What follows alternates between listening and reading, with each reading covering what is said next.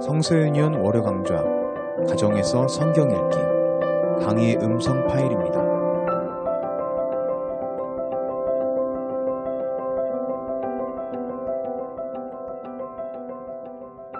네, 반갑습니다.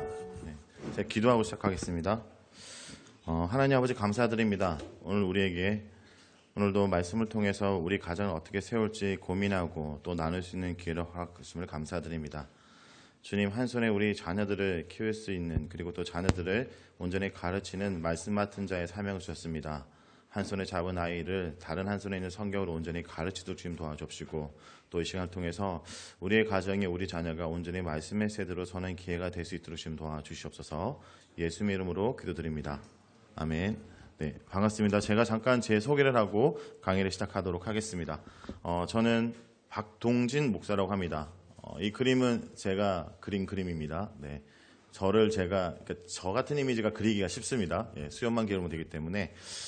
저는 원래 이제 성서유니온 선교회에서 청소년 매일 성경 편집자로 사역을 하다가 실제 이제 다음 세대 섬기다 보니까 아이들이 어떻게 말씀을 묵상이 되는지 고민하고 도움을 요청한 아이들이 많아서 그런 친구들을 찾아가면서 가르치다 보니까 현재는 큐티 코치라고 해서요, 이렇게 찾아갑니다. 돈을 뺏으러 찾아가는 것이 아니라 큐티를 가르치러 찾아갑니다. 실제 제가 누군지를 얘기해야 되더라고요. 제가 목사라고 얘기하지 않으면 되게 많이 오해를 받는 것 같아요. 제가 지난주 토요일 날 저기 상곡제일교회라는 곳을 갔는데 제가 교회 주차장에 주차를 했거든요. 교회 주차장에 주차를 했다는 건 교회로 왔다는 거죠. 근데 교회 관리 아저씨가 저한테 어디 왔냐 물어보더라고요. 그래서 제가 교회 왔다라고 말했습니다.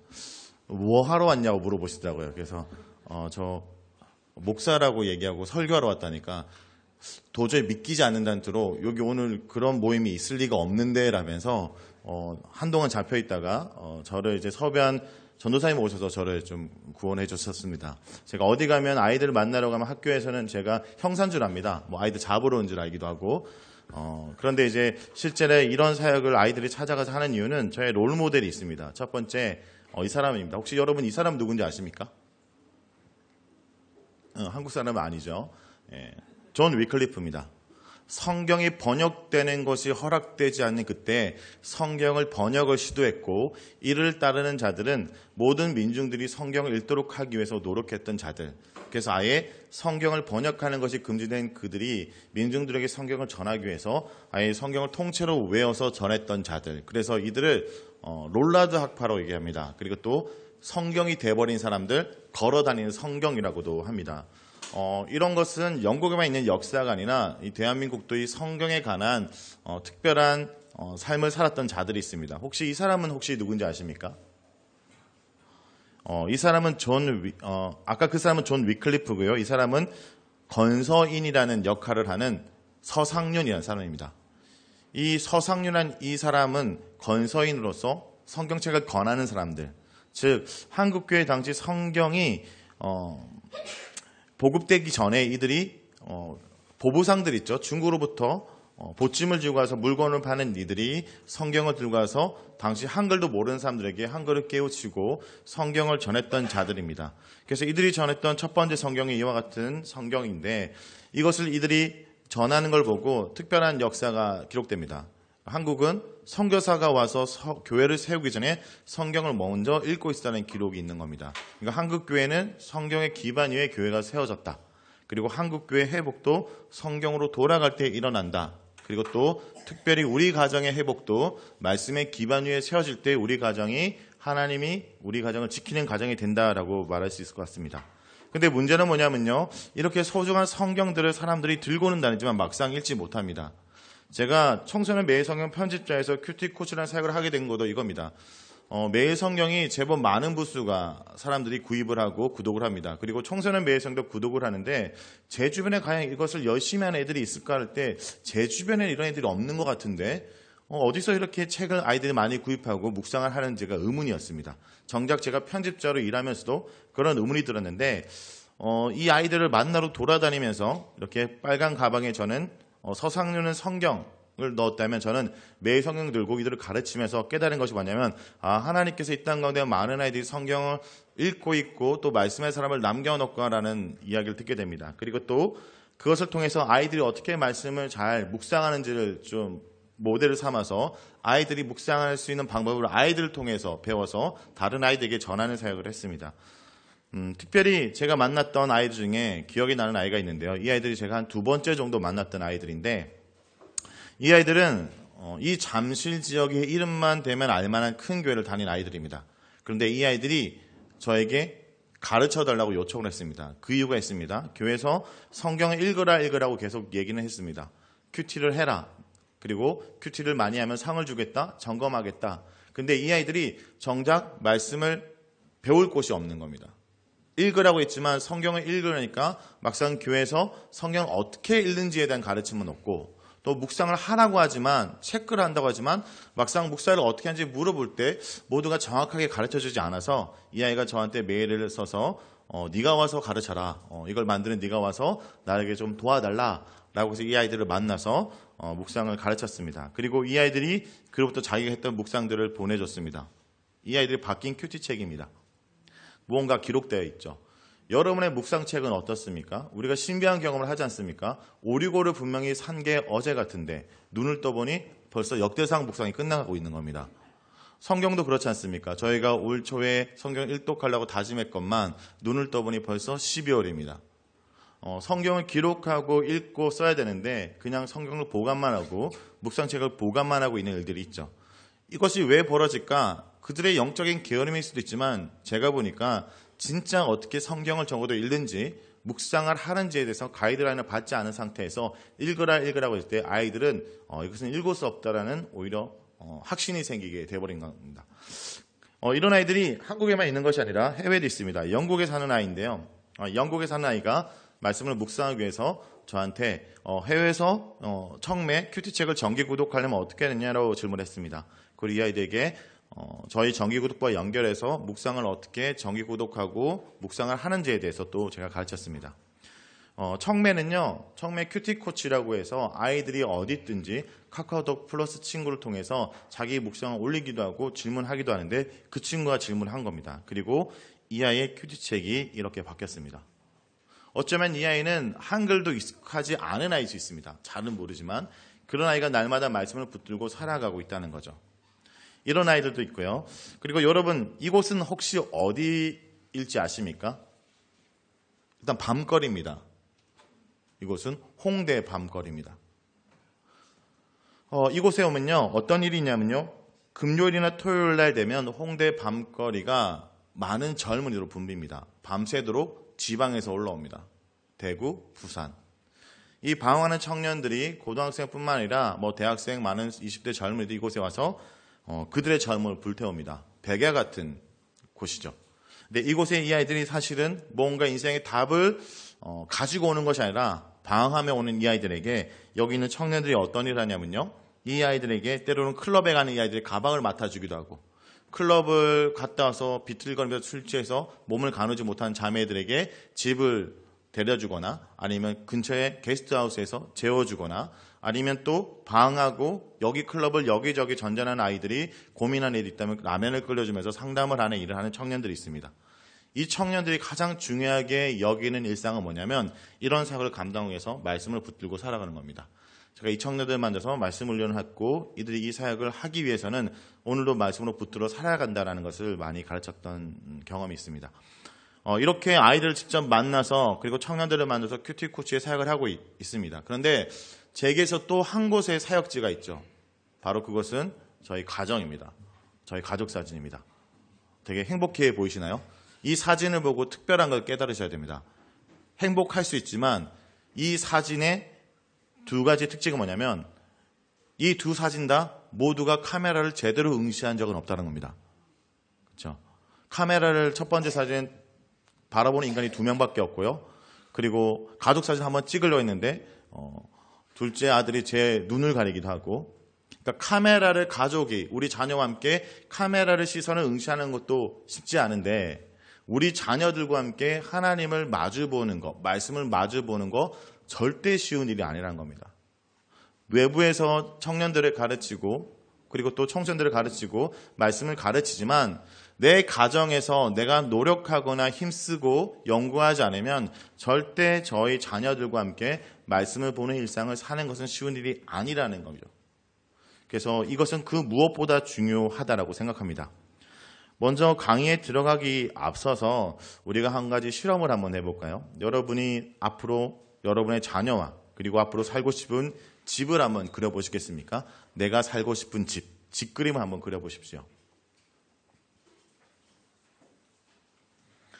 집을 그리려고 했더니 어떤 분은 아파트 실평수를 그리세요. 예, 그렇게 그리셔도 되지만 좀 그래도 낭만적으로 멋있는 내가 살고 싶은 앞으로 집을 한번 그려보시기 바랍니다.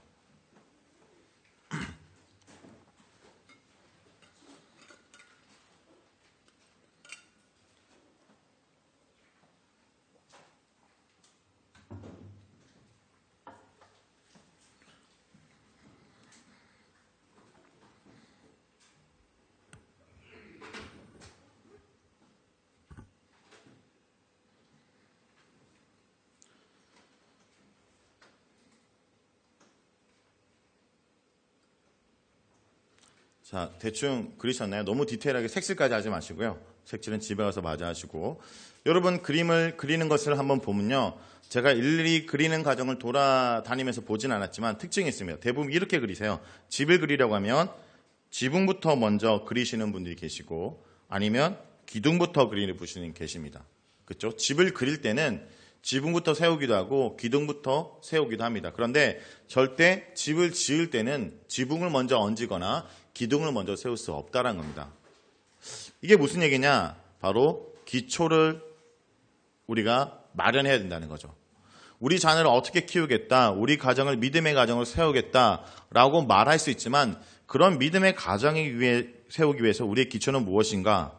그것은 바로 말씀으로 돌아간다라는 겁니다.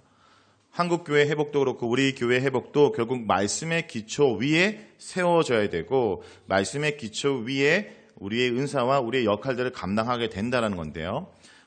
그런 점에서 제가 디모데 전서 4장 13절에서 사도 바울이 디모데에게 했던 말을 좀 같이 한번 읽도록 하겠습니다. 같이 한번 읽어보실까요? 시작.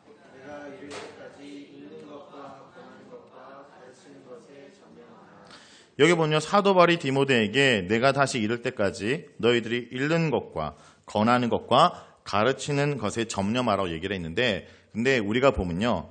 권하는 것, 가르치는 건 많이 하는 겁니다. 읽으라 많이 하죠. 그리고 설교나 성경 공부 같은 것들은 많이 합니다. 특별히 설교나 메시지는 우리가 매주 듣는 것들이죠. 그런데 막상 제가 보니까요. 함께 성경을 읽는 경우들이 드뭅니다. 많은 부모님들이 보니까요. 아이들과 성경 한 장을 같이 소리내어 읽고 나누는 거 경험이 잘 없으세요. 심지어 저 같은 사역자들도 교회에서조차 설교를 몇 구절 얘기하고 설교를 했지만 같이 그 자리에서 모여서 성경을 한 장, 반장 읽고 우리의 생각과 말씀에 대한 내용들을 나누는 일을 잘 하지 않습니다. 그런데 성경을 공동체가 함께 소리내어 읽으면서 그 말씀을 나누고 아멘하고 외치는 것이 기독교 신앙 공동체에 얼마나 중요한가를 한번 성경의 역사를 통해 한번 얘기해 보려고 합니다. 이스라엘 백성들이 가나안 땅에 들어가기 직전에 신명기 27장에서 아멘하고 외치는 장면이 등장합니다. 신명기 27장은요. 제가 보니까 아멘의 유래입니다. 이스라엘 공동체가 함께 모여 아멘이라고 외쳤던 첫 번째 장면이죠. 근데 여기를 보면요. 아멘은요. 왜 외치냐? 이건 앞에 있는 설교자나 강사들의 흥을 돋구기 위해서 하는 것이 아니라 공동체가 죽고 사는 문제였습니다.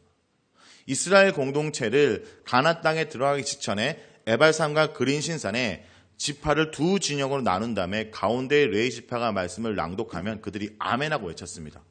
그런데 신명기 27장에 그들이 아멘하고 외쳤던 본문 내용이 뭐냐면 너희가 말씀을 지켜 행하면 축복을 받을 것이고 그렇지 않으면 저주를 받을 거란 이 말씀에 그들이 아멘 외쳤다는 것은 뭡니까? 말씀을 순종함으로 우리가 그 땅 가운데 저주 아래 놓이지 않고 축복의 사람이 되겠습니다. 공동체가 아멘하고 외쳤다는 거죠. 그러니까 공동체가 함께 말씀을 읽고 아멘하고 외치는 것은 죽고 사는 문제였습니다. 그리고 그들이 여호수아 본문 속에 이제 들어가서 그 땅을 차지할 때 말씀을 순종하면서 차지합니다. 여호수아 본문을 심플하게 정리하면 이런 겁니다. 말씀을 지켜 행함으로 땅을 차지하고 분배한 이후에 말씀을 지키며 살 것을 약속하며 끝나는 거죠. 그래서 말씀을 지켜 행할 때 도저히 이길 수 없는 전쟁을 승리하는 대표적인 성 여리고성과 말씀을 지켜 행하지 않으므로 바로 승리할 수 있음에도 불구하고 승리하지 못하는 아이성. 그래서 여호수아 본문 속에는요, 많은 전쟁이 있지만 대표적인 두 성의 이야기를 통해서 말씀을 지켜 행할 때 승리를 한다는 것을 보여주면서 그 본문 이후로부터는 수많은 왕들을 말씀을 순종하면서 물리쳤던 이야기로 흘러갑니다. 그리고 마지막에 말씀을 지켜 행하겠다라고 약속하는데 중요한 것은 성경에서 여호수아 마지막 본문의 말씀을 지켜 행할 것을 다짐했던 이들이 그 성경 스토리 속에 한 번도 이후로부터는 성경을 함께 모여 말씀을 낭독하는 장면이 등장하지 않습니다. 그리고 성경은 그 이후로 어떤 것을 기록하냐? 다른 세대가 등장했다고 기록합니다. 이게 왜 중요하냐면요. 그들은요, 그 땅 가운데 삽니다. 약속의 땅에 삽니다. 그런데 그 땅에서 그들은 여호와 하나님을 종교적으로 섬겼습니다. 충격적인 이스라엘 백성은요, 한 번도 여호와의 신앙을 저버린 적은 없습니다. 형식적인 부분에서. 그들은 여호와의 신앙을 섬겼고 하나님께 제사는 지냈지만 중요한 것은 그들은 하나님께 제사, 오늘날 얘기하면 예배는 드리고 있지만 하나님이 누군지 모르는 상태가 그들을 하나님의 진노를 사고 하나님의 심판을 받는 이유가 있다는 거죠. 사사기에서 얼마나 그들이 하나님에 대한 알미 없냐라는 걸 보여주는 게 사사들의 모습을 보면 됩니다. 사사들은요, 능력이 임했고 구원자로 활동을 했습니다. 그런데 그들은 하나님에 대한 알미 부족합니다. 사사들은요, 예를 들어 입다 같은 경우 하나님의 영이 임했다는 본문을 통해서 적들과 싸워 나갈 때 입다가 스스로 약속하는데 하나님께 내가 전쟁에 이기고 돌아와서 나를 맞이하는 첫사람을 하나님께 바치겠다고 얘기합니다. 근데 이건 하나님이 명령한 것이 아니라 입다가 하나님에 대한 알미입니다. 근데 이것이 얼마나 수준이 떨어집니까? 레위기만 읽어봐도 사람을 바치는 제사를 가장스럽게 여긴다는 것을 입다는 모르는 겁니다. 그러니까 당시에 하나님의 영이 임해서 쓰이는 그 사람들이 무언가 일은 열심히 하고 능력은 나타내지만 하나님에 대한 알미 떨어지는 거죠. 이 세대는요, 하나님의 말씀을 통해 하나님이 어떤 분인지 몰라서 자기 소견이 옳은 대로 행했다라는 겁니다. 이것이 다른 세대의 특징입니다. 자, 여기서 잠깐 정리할 필요가 있는 것이 이 다음 세대들이 왜 말씀을 같이 읽고 하나님을 알아야 되냐? 여러분, 출애굽 1세대는요, 하나님의 존재를 눈으로 자기 피부로 체험했던 자들입니다. 그렇죠? 자기 눈앞에 열재앙도 경험했죠. 출애굽 1세대는요. 그리고 홍해가 갈라진 것도 봤습니다. 내 인생 가운데 하나님이 살아계시지 않다라고 말하기 힘들 정도로 엄청난 일들이 벌어졌던 자들입니다. 그런데 출애굽 2세대는요. 그런 하나님을 반복돼서 경험하지 않습니다. 그래서 신명기에서 했던 말이 이겁니다. 신명기는요, 율법과 함께 율법과 관련된 역사를 언급합니다. 그러니까 출애굽 2세대부터는 그런 기적의 반복이 아니라 그들의 선조와 함께 했던 하나님과 말씀 속의 하나님을 만남으로 하나님을 알아가게 되었고, 그리고 출애굽 2세대들이 들어가서 3세들과 어떻게 해요? 말씀을 지켜 행하고 말씀을 봄으로 말미암아 그 하나님을 알아간다는 거죠. 이걸 좀 더 저의 상황을 통해서 한번 말씀을 드려볼게요. 여러분, 저는요, 제가 여러분 보시기 어떻습니까? 여러분 보셔도 제가 되게 곱게 자란 것 같죠, 그렇죠? 아닌가요? 험한 세월을 지나지 않았습니다. 저는 되게 곱게 괜찮은 환경 속에 살았습니다. 신앙적으로. 이게 무슨 얘기냐? 제가 교회를 갔더니, 주일학교 교회를 갔더니 심각한 문제가 있었습니다. 일단 그 교회 담임 목사님이 저희 외할아버지였습니다. 전 주일학교 가는 순간 저는 예배 시간에 떠들지 않기로 그들 스스로 약속해놨습니다. 제가 떠드는 그 순간 바로 다른 애들은 봐줘도 저는 봐주지 않고 선생님이 바로 우리 엄마한테 전화를 했습니다. 그리고 교회를 가지 않으면 제 인생에 한란과 핍박이 임했습니다. 이렇게 힘들게 신앙생활을 하고 있었는데 그래도 제가 숨 쉴 공간에 있어야 되지 않습니까? 교회에서 이렇게 제가 억압된 신앙생활을 한다면 제가 학교에서도 숨통이 트여야 되는데 중학교를 갔더니 중학교 영어 선생님이 저희 엄마였습니다. 뒤에 있는 학교의 교수님이 우리 아버지였고요. 하여튼 그런 환경 속에 있다 보니까 여러분, 제가 이런 환경 속에 뭔가 특별한 방황을 했겠습니까? 적어도 살아나오려면 그렇게 무리 없이 살아야 됩니다. 뭐 남들 청소년 사역자들 오토바이도 타봤고 술 담배 듣고 이랬다는데 저는 그런 감정이 전혀 없습니다. 이런 얘기를 하는 이유가 뭐냐면요, 제가 하나님을 만나는 방법은 그런 극단적으로 어떤 죽다 살아서 하나님을 만나는 방식이 아니라 어릴 때부터 자연스럽게 만났던 그 하나님을 말씀을 통해 만났다는 겁니다. 제가 청소년 생활을 하다 보니까 청소년 집회나 모임 때 대부분 저녁 집회 때 이렇게 메시지를 전하시는 분들을 보면 다 그런 건 아니지만 죽다 살았다 하나님 만난 사람 되게 많습니다. 왕년에 담배 좀 펴봤고 오토바이 좀 타봤고 이런 얘기를 좀 해야 애들이 반응하죠. 근데 저도 그렇게 하지 않아 아이들이 하나님을 만나고 반응한다고 생각했고, 저 같은 사람이 말하는 메시지를 아이들이 과연 들을까 생각했는데 의외로 그렇지 않다는 겁니다. 제가 가면 아이들이 어떤 상담을 요청하냐? 이런 얘기를 합니다. 어제 그리고 그 전에 어떤 목사님, 어떤 선교사님이 간증을 했는데 그 얘기를 들어보니까 하나님이 진짜 살아계신 것 같더라고요. 그런데요, 그 하나님이 저는 한 번도 안 만나주신 것 같아요 라는 얘기를 해요.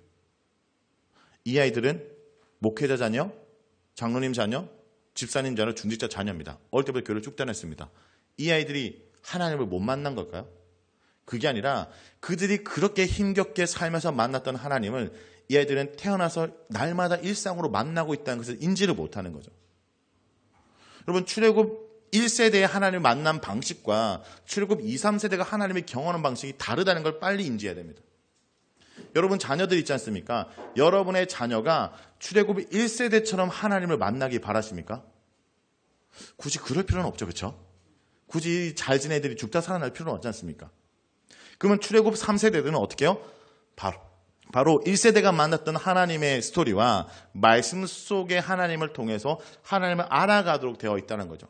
그러니까 출애굽 3세들은 바로 그들의 조상들의 이야기와 이 말씀을 통해 하나님을 알아가게 되었는데, 이 하나님의 말씀을 읽지 않자 그들이 형식적으로 종교 행위는 하지만 하나님을 모르는 상태가 돼버렸다는 거고요. 그래서 벌어진 일들이 바로 사사기 제일 마지막에 등장하죠. 바로 단지파, 그리고 미가 집안에부터 시작된 새로운 신흥 종교가 생기게 되고, 그 신흥 종교의 제사장이 단지파 제사장이 되는데, 그 인물이 누구라고요? 한번 같이 한번 읽어볼까요? 단지파 자손이 시작.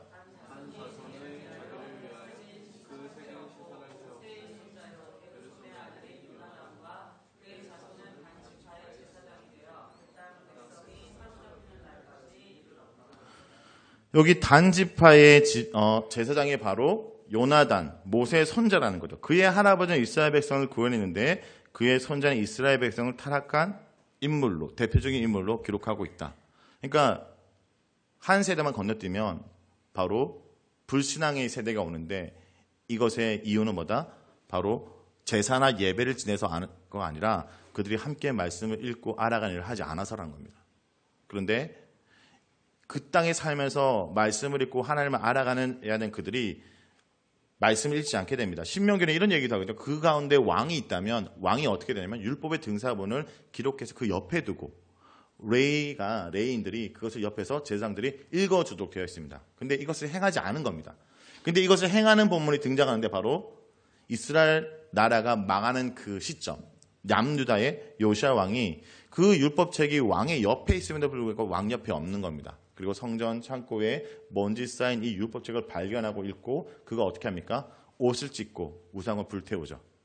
그리고 종교개혁이 한번 일어납니다. 그런데 이것이 오래가지 않습니다. 바로 그 다음 왕이었던 요아김 왕 때 어떤 일이 벌어지냐, 예레미야가 이 요아김의 왕의 죄를 지적하자 예레미야의 글을 어떻게 합니까? 찢고 불태웁니다. 그리고 남유다는 멸망하고 포로로 끌려갔다가 돌아오게 됩니다. 그런데 돌아온 이후로부터 성전과 성벽이 재건되고, 에스라와 느헤미야의 말씀을 보면 이제 이 성전과 성벽이 재건된 다음 이제 다시 그들이 무언가 그들의 신앙생활에 변화가 있는데, 여기서부터 특별한 변화가 있죠.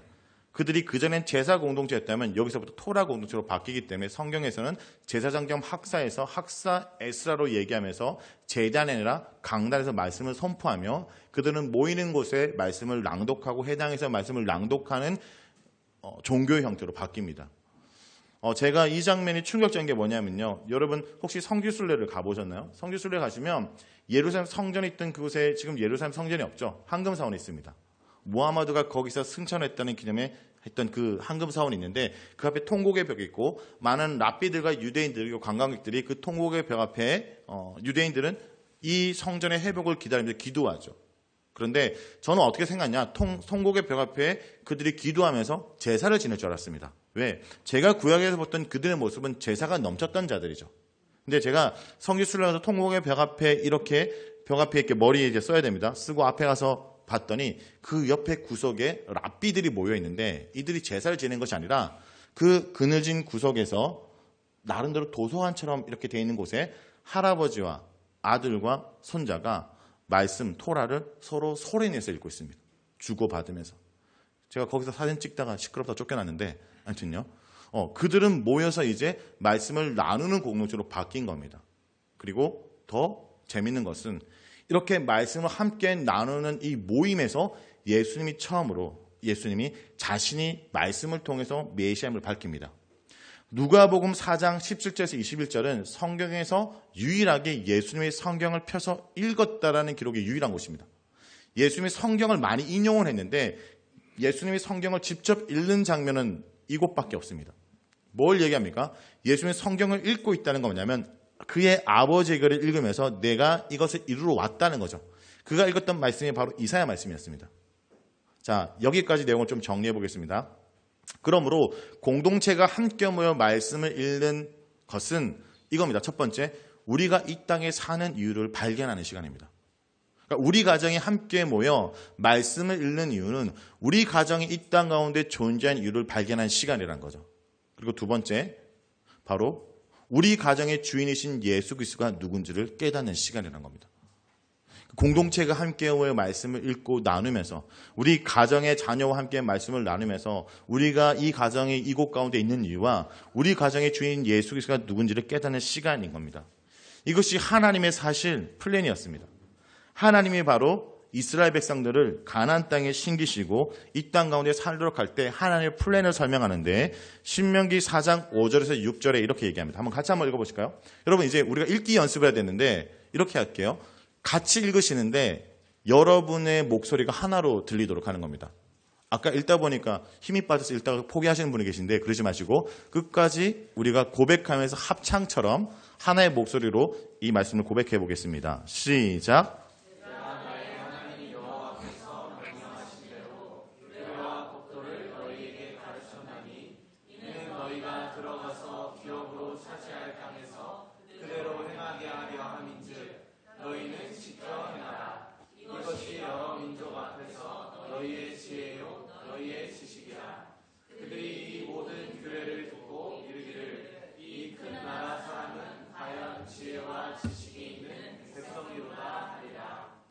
하나님께서 이 땅 가운데 이스라엘 백성을 줬던 플랜이 뭐냐면 첫 번째는 뭐냐면 너희가 그곳 가운데 규례와 법도를 지켜 행하면 여러 민족이 너희를 보고 지혜 있다, 지식 있다. 이 나라 사람은 큰 나라 사람이다. 즉 말씀대로 너희가 살게 될 때 말씀대로 사는 나라가 바로 하나님을 보여주는 나라, 바로 열방 가운데 제사장으로 세워서 열방의 주님께 돌아오도록 하는 나라를 만들기 위해서 그들을 구별해서 그 땅 가운데 살도록 하는 거죠. 근데 그 전에 그 땅 가운데 누가 살았습니까? 가나안 족속들은 죄가 넘쳤던 자들입니다. 얼마나 그들이 타락한 걸 보여줬던 그 땅 가운데 하나님이 그들을 심판하고 노예였던 그들을 하나님의 백성 삼아서 거룩한 백성으로 살도록 할 때 이들을 통해서 열방이 하나님이 살아계시구나, 하나님이란 분을 따른 이 자들이 정말 큰 나라 사람이구나 알도록 하는 것이 하나님의 계획이었고, 그래서 하나님이 이 계획과 함께 그들에게 이렇게 살라고 청사진을 제시합니다.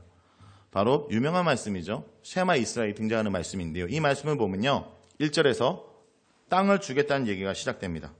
그런데 땅을 주는 이유는 뭡니까? 곧 너와 내 아들, 내 손자들이 평생에 내 하나님 여호와를 경외하며 내가 너에게 명한 그 모든 규례와 명령을 지키게 하기 위한 것이며 또 너를 장구하기 위한 것이라. 즉 그 땅에 대한 말씀을 온전히 지키도록 너희들에게 땅을 줬다는 거고요. 그러기 위해서 들으라라고 얘기합니다. 쉐마 이스라엘.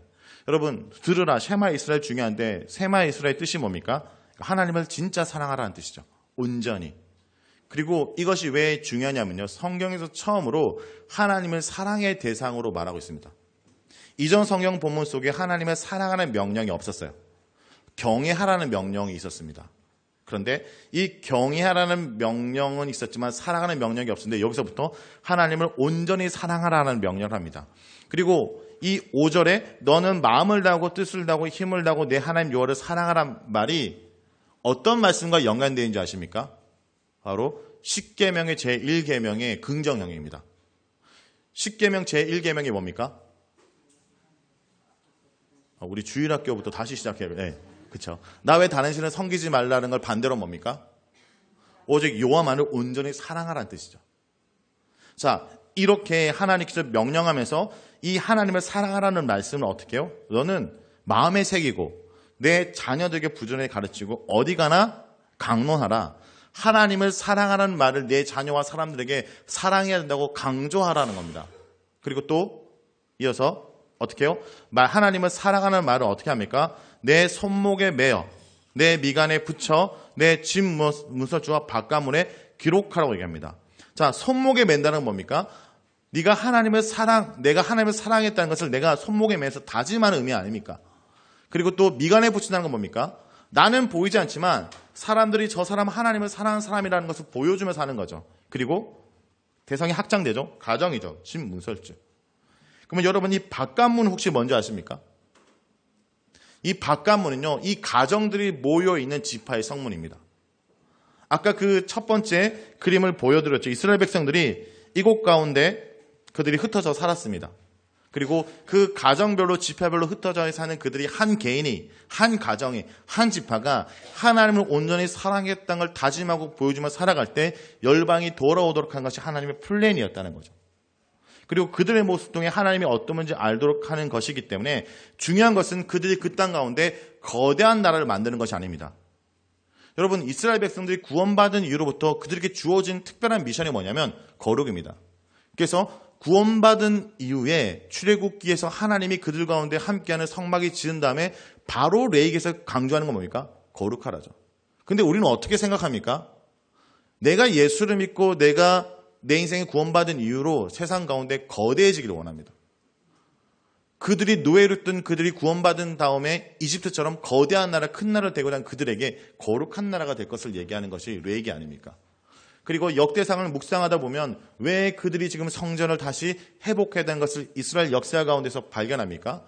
제국이 되기 위한 것이 아니라 하나님 나라의 모델로 거룩해지기 위한 것이죠.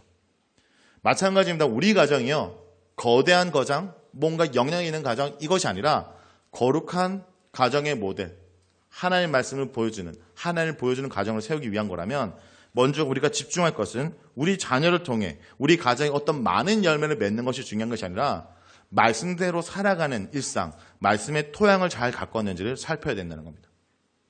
우리 가정과 우리 자녀를 하나님 주신 밭이라고 생각하고 우리가 농부라고 생각할 때 농부의 종류를 한번 생각해 볼게요.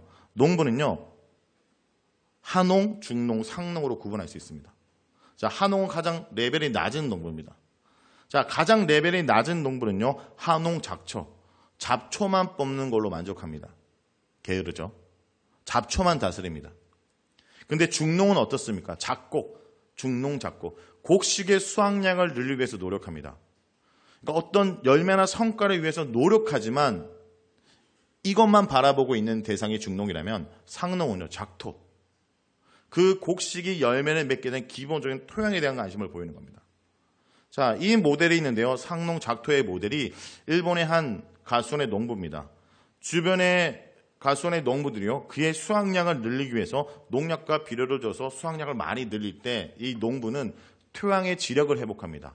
그러니까 이 토양 자체를 생명력이 있는 땅으로 회복하는 데 노력하고, 처음에는 사람들이 왜 이렇게 농사를 짓지 않고 토양을 그냥 내버려 두냐라고 할 때 이 사람은 한 가지 확신이 있었습니다. 생명력에 있는 땅에 나온 생명력에 있는 열매가 진짜 열매라고 생각하는 거죠. 그리고 이곳 가운데 사과가 열렸고 주변의 사과도가 뷰게 붙더니 이 사과가 놀라운 능력을 발휘합니다. 기적의 사과입니다. 썩지 않는 거예요. 주변에 있는 사과들은요, 농약과 비료를 줬기 때문에 약기운이 빠지니까 썩는 거예요. 그런데 이 열매는 생명력에 있는 땅에 나온 생명력 있는 열매이기 때문에 스스로 병충과 바이러스와 싸운다는 거죠. 그래서 제대로 된 열매는 썩는 게 아니라 시간이 지나면 수분이 빠지는 거라고 합니다. 제가 이것을 보면서 우리 다음 세대를 생각해 봤습니다. 한국교회의 어떤 부흥과 한국교회 지금 뭐 교회 가정 얘기를 할 때 자꾸 수치로 얘기를 하는 것 같은데 저는 그것에 대해서 좀 반대입니다.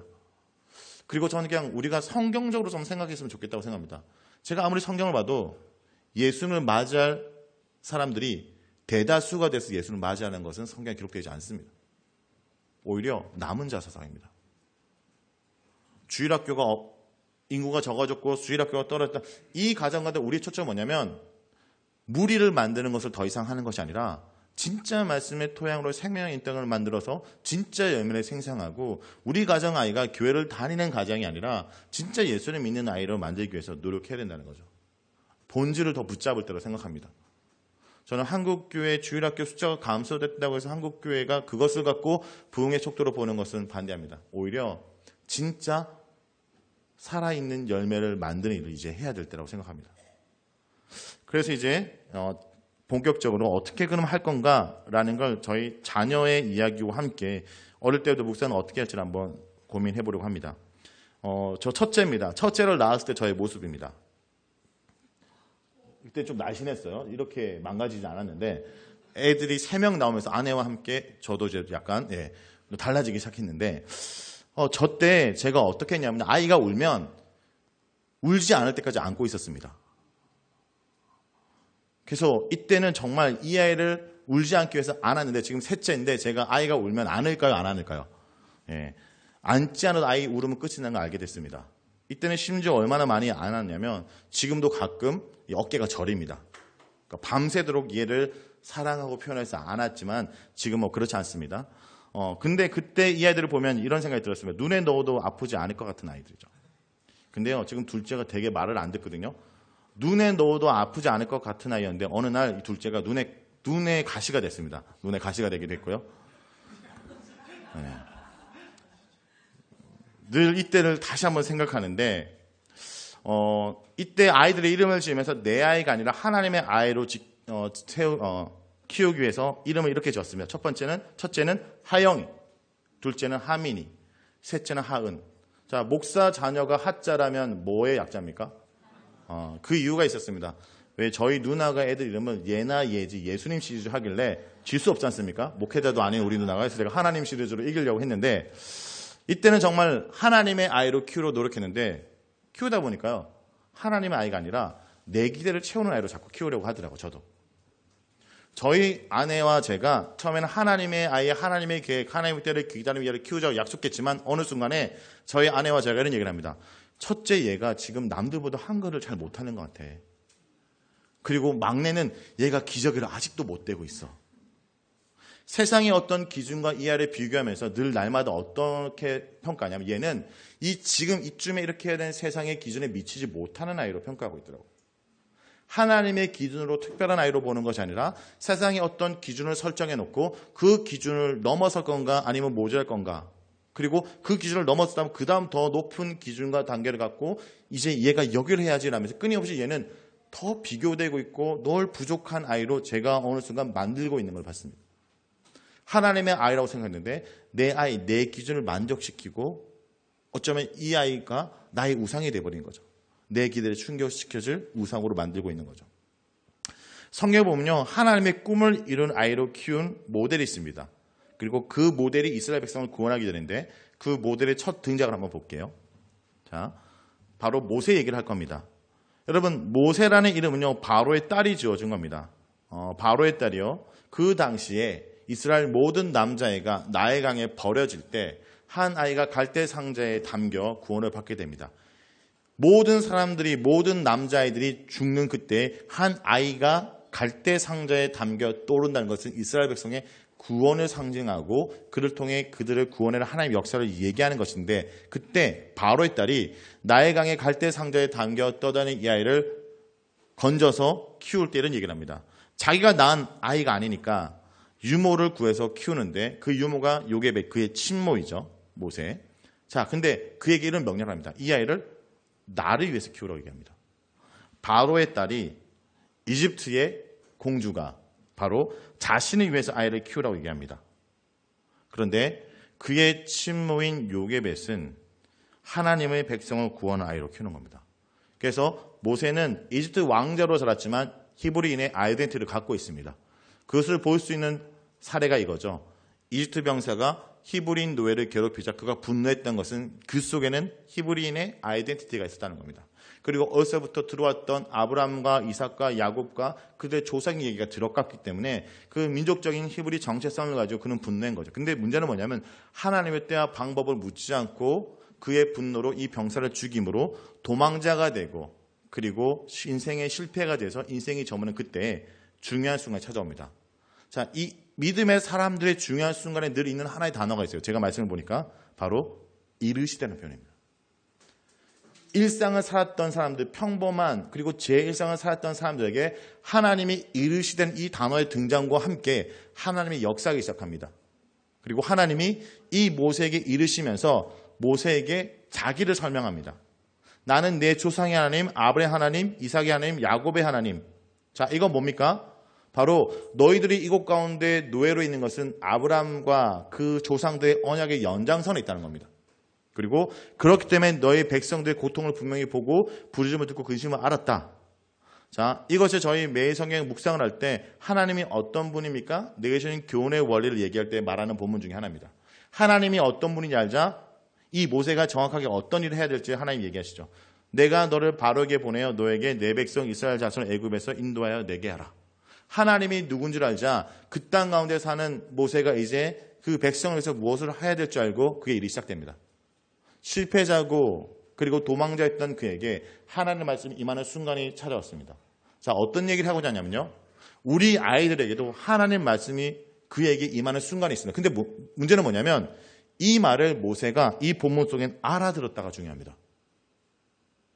하나님이 모세에게 이런 얘기를 했을 때 이 말을 내 조상의 하나님, 아브라함의 하나님, 이삭의 하나님, 야곱의 하나님이라는 이 하나님의 말씀을 모세가 어떻게 알아들을 수 있겠습니까?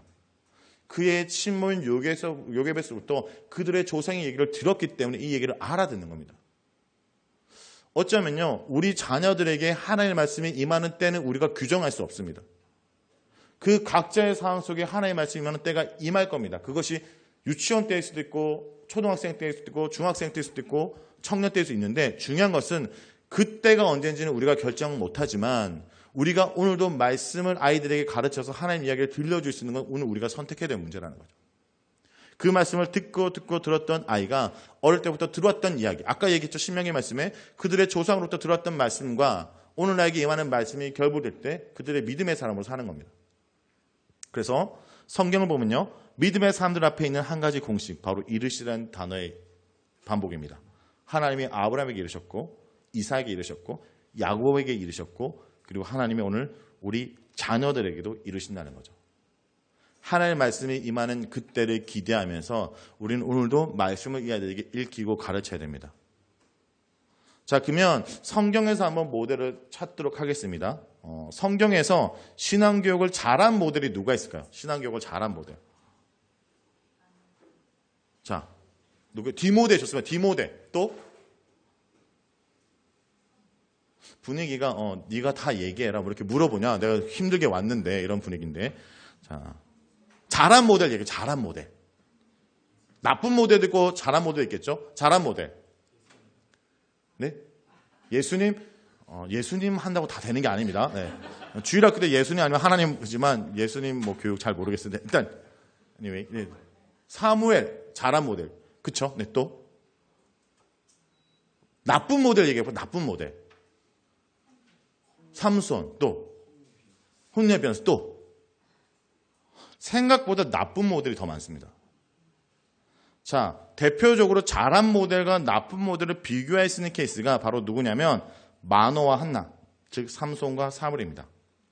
왜냐면요, 둘 다 나신으로 살기로 약속된 자들입니다. 그런데 삼손은 나신의 규정을 하나님께서 하나님의 사사를 통해 정해주셨고 사무엘은 나시로 살기로 그의 어머니가 서원함으로 시작됩니다. 자, 하나님의 사사를 통해 마노아의 아내가 이 아이를 나신으로 살게 하고 사사로 쓰임받는 이 명령을 받을 때 마노아가 어떻게 하냐? 이 아이를 어떻게 끌지 다시 한번 기도하죠. 그러니까 마노아가 아이를 처음 가질 때, 제가 처음 아이를 가질 때 마찬가지로 하나님께 이 아이를 묻는 건 너무나 잘한 겁니다. 그래서 보통 부모 교육할 때 마노아가 어릴 때 이 아이를 어떻게 키울 수 있는 모델을 신앙교육의 모델로 하는데 아쉬운 건 뭐냐면요. 마누아가 이 삼손을 키우는 과정 가운데 삼손이 사춘기가 되고 청년이 될 때 이 삼손이 나신의 규정을 철저히 어겨도 그를 꾸중은 하지만 훈계하거나 고쳐놓지 못합니다. 처음에 기도했지만 결국 이 아이를 바로 고치지 못하는 모습을 보여줍니다. 삼손은 나신의 규정을 하나도 안 지켰습니다. 나신은 어떻게 됩니까? 머리에 삭도 되는 거 안 되는 거 말고도 포도주를 마시면 안 되고 포도 열매도 먹으면 안 되고 그리고 사자의 시체를 손도 대면 안 됩니다. 근데 어떻게 합니까? 본문에 보면 다억이죠. 딥나의 포도는 내려가고 사자의 시체에 손대고 그다음에 결국 어떻게 합니까? 머리에 삭도를 대죠. 자, 원래 나신의 규정을 어기게 되면 어떻게 하냐면 스스로 눈썹을 밀고 머리를 밀고 굴에 들어가서 일정 기간이 지난 다음에 다시 속죄 제사를 지내게 됩니다. 근데 삼손은 이걸 지키지 않아서 강제적으로 한 것처럼 그의 일생이 보여주는 거예요. 그래서 나중에 그가 머리를 다 깎이고 일정 기간이 지나서 눈썹이 나고 머리가 날 때 다시 그가 기도하고 하나님 영임에서 미션을 다하고 죽는 거죠. 자, 근데 사무엘은 어떠냐면요. 사무엘은 스스로 자원한 모델입니다. 왜냐하면 일단 사무엘은요. 레위 지파가 아닙니다. 레위 지파가 아님에도 제사장이 될 수 있는 케이스는 뭐냐면 나실인처럼 스스로 서원하는 겁니다. 자, 한나 같은 경우 이 사무엘을 온전히 키웠던 모델인데 그러면 한나의 모델을 본문 속에 한번 볼게요. 여러분 한나 하면 기억하는 게 뭡니까? 아이가 없는 여인이 아이를 놓게 해달라고 기도했더니 하나님이 아이를 주셨다라는 거죠. 자, 근데 여기만 보면 안 됩니다. 제가 매일 성경을 묵상하면서 제가 얼마나 말씀에 익숙한 것만 보고 있냐를 깨닫게 됐습니다. 말씀을 묵상하다 보니까 한나의 부분을 그날 묵상하고 정리해 볼까? 그전에는 보지 않았던 본문이 있는데 뭐냐면요. 이런 거예요. 한번 볼게요. 한나가요. 아이를 가진 다음에 한동안 제사를 안 지냅니다. 오늘날로 얘기하면 먹튀 같은 행동을 합니다. 그렇죠? 제가 한 교회 교육 디렉터로 섬길 때 보니까 이렇더라고요. 요즘은 아이가 태어나자마자 엄마가 아이와 함께 교회를 올까요 안 올까요? 엄마가 일단 2주 정도 아이와 함께 조련에 가 있어요. 조련에 갔다 온데 엄마가 아이를 데리고 교회로 바로 올까요 안 올까요? 안 와요. 왜냐하면 아이가 면역성이 떨어지기 때문에 한두 달 더 기다려야 돼요. 그러니까 한두 달은 기다려줄 수 있는데 보면 본문을 보겠습니다. 21절과 22절을 읽겠습니다. 시작.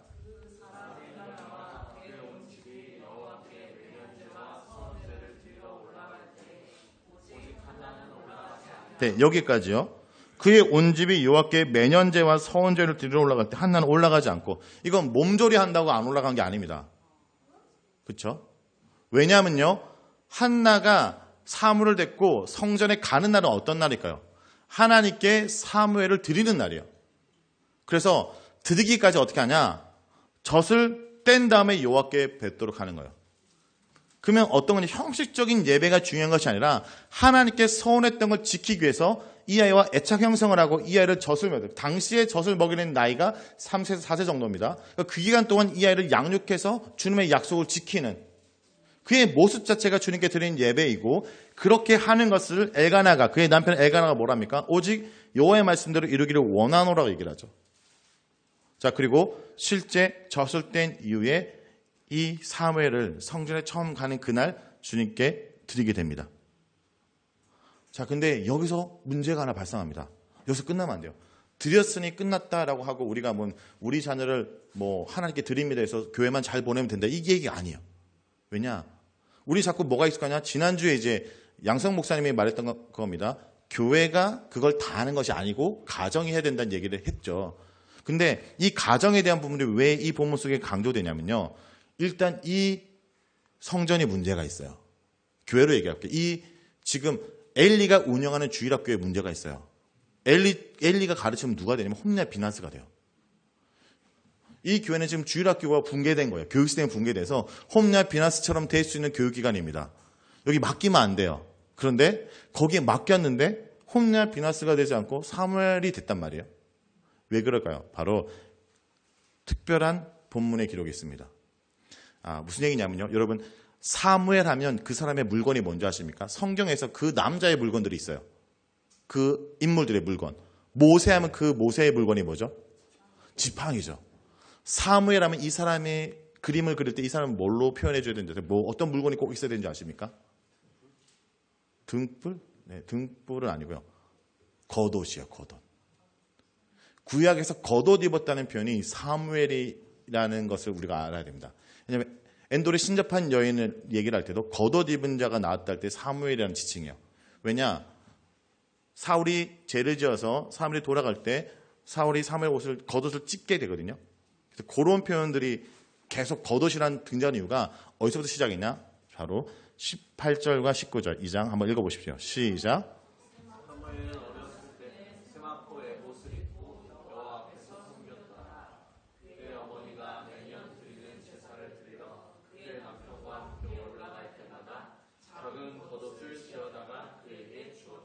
네. 무슨 얘기입니까? 한나는요, 성전에 맡긴 걸로 끝나지 않고 이 아이가 자신의 사명을 잘 감당하기 위해서 기도할 뿐만 아니라 이 아이에서 매년 겉옷을 짓고 있는 거죠. 그러니까 교회를 잘 다녀라, 교회 열심히 다녀라, 출석해라가 아니라 이 아이가 신앙생활 잘하도록 가정에서 돌보고 준비하고 하는 모습과 같다고 말할 수 있습니다. 한나는 사무엘을 엘리에게 맡긴 것으로 끝나지 않았다라는 거죠. 여러분, 우리가 교회의 역할도 되게 중요하지만 교회에서만 이 아이가 신앙생활을 다 배우는 게 아니라 내가 가정에서 이 아이를 교회에서 부족한 걸 채우고 있도록 해야 한다. 특별히요, 제가 이제 양승환 목사님 제자예요. 제가 세대를 교회에서 청년부로 이제 졸업하자마자 그 교회 청소년부 제가 전도사 사역을 했고, 그리고 파이디온을 섬기면서 제가 양승환 목사님한테 교회에서 어떻게 가정을 강조하는 사역을 할까 많이 배우게 됐습니다. 근데 문제는 뭐냐면요, 제 관심이 이런 거였어요. 교회에서 사역자다 보니까 주일날 예배 어떤 프로그램을 통해서 이 아이들이 성경교육, 신앙교육을 잘해야 된다는 걸 많이 하게 되는데, 제가 청소년대에서 딱 보니까 충격적인 게 뭐냐면 실제 성도들 중에 가정 예배를 드리는 사람이 100명 중에 1명도 없다는 거예요. 실제입니다. 현실을 직시해야 돼요. 저도 제가 결혼하고 알았어요. 아내와 함께 데이트를 하는 건 되게 좋은데 결혼하고 둘이 예배를 드리니까 되게 뻘쭘하더라고요. 말씀 나누니까 되게 어색하고, 근데 그 어색함이 아이들과도 이어집니다. 그리고 어느 가서 부모 교육을 하면요, 꼭 이제 은혜를 어린 나이 부모님들이 받아서 집에 가서 바로 하면 되는데 꼭 은혜를 누가 받냐? 문제가 심각하게 터진 사춘기 부모님의 은혜를 받고 그날 집에 가서 아이와 예배를 드리려고 하죠. 그래서 집에 가가지고 애한테, TV 보고 있는 애한테 야 TV 꺼 이렇게 얘기합니다. 여기 와봐. 큐티책 갖고 와. 얘는 큐티책 받자마자 교회 기증하는데 하여튼 갖고 오라고. 앉아봐. 큐티책 없죠? 그러면 성경책 갖고 와. 성경책 얘는 어딘지도 모르죠. 그러면 말씀 못 들어서 기억 안 납니다. 그럼 그 순간 야단치게 되죠. 그리고 얘는 그 야단과 함께 예배 시간에 야단 맞는 시간 이렇게 인식하는 거죠.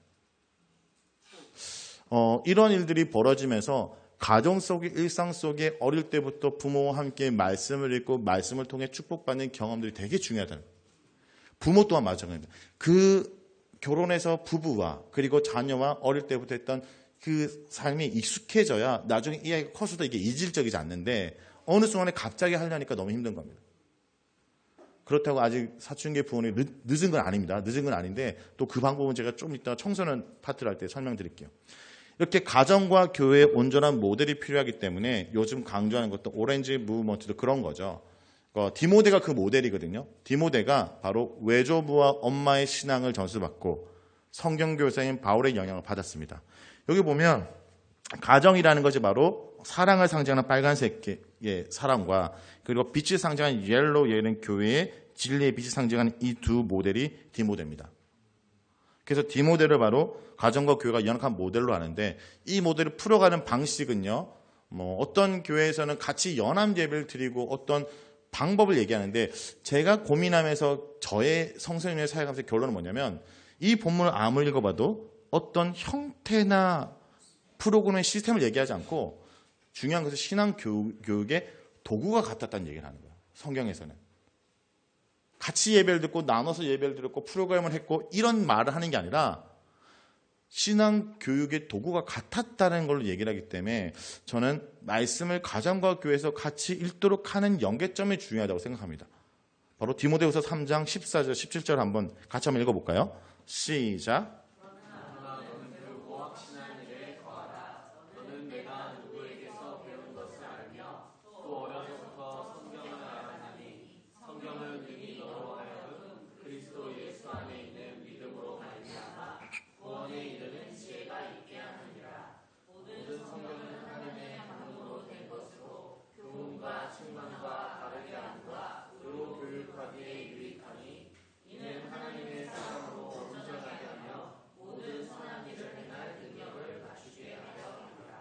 그러니까 너는 배우고 확신의 일을 구하라. 어렸을 때부터 배운 이것이 뭡니까? 성경. 그런데 성경을 어렸을 때부터 배웠다. 이 일에 거하라 하는데 성경은 먼저 하나님의 감동으로 된 것이다. 즉 사람의 글이 아니라 하나님의 성령의 감동으로 된 것으로 이 말씀이 결국 어떻게 됩니까? 하나님의 사람으로 온전케 되는 being입니다. being. 그리고 모든 선한 일을 갖추게 하는 doing. 한 개인이 하나님의 사람으로 온전해지는 being과 doing이 가능하게 된다. 왜? 먼저 하나님의 감동으로 된 하나님의 역사이고 또 이 말씀이 어떻게 합니까? 자, 요 중요합니다. 교훈. 어떤 사람의 방향을 제시하는 교훈입니다. 그 방향을 가지 않을 때 말씀이 어떻게 합니까? 책망. 훈계하고 책망합니다. 그리고 그 말씀이 어떻게 합니까? 그를 바르게 고쳐놓죠. 결국 그 말씀이 어떻게 합니까? 의로 교육하기 유익한 겁니다. 잘하게 하는 거죠. 결국 이 말씀이 그를 변화시키고 이 말씀이 결국 하나님의 사람으로 능력을 행하게 한다. 오직 말씀이다. 그래서 저의 관심은 이겁니다. 어떻게 이 아이를 가정에서, 교회에서, 그리고 우리가 모이면 뭐 다 시스템이나 뭐 프로그램 다 떠나서 말씀을 갖고 대화하고 나눌까? 연령에 맞게 어떻게 그들에게 말씀을 전하고 알도록 할까라는 관심을 가지고 지금 이제 성소연위에서 차세대 사회 코디네이터로 사역을 하고 있습니다. 그리고 저희들이 그런 고민 속에 결정한 게 뭐냐면요.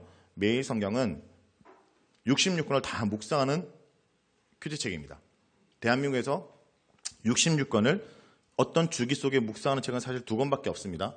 생명의 삶, 10년 주기입니다. 매일 성경 8년 주기인데 저희가 6년 노출했습니다.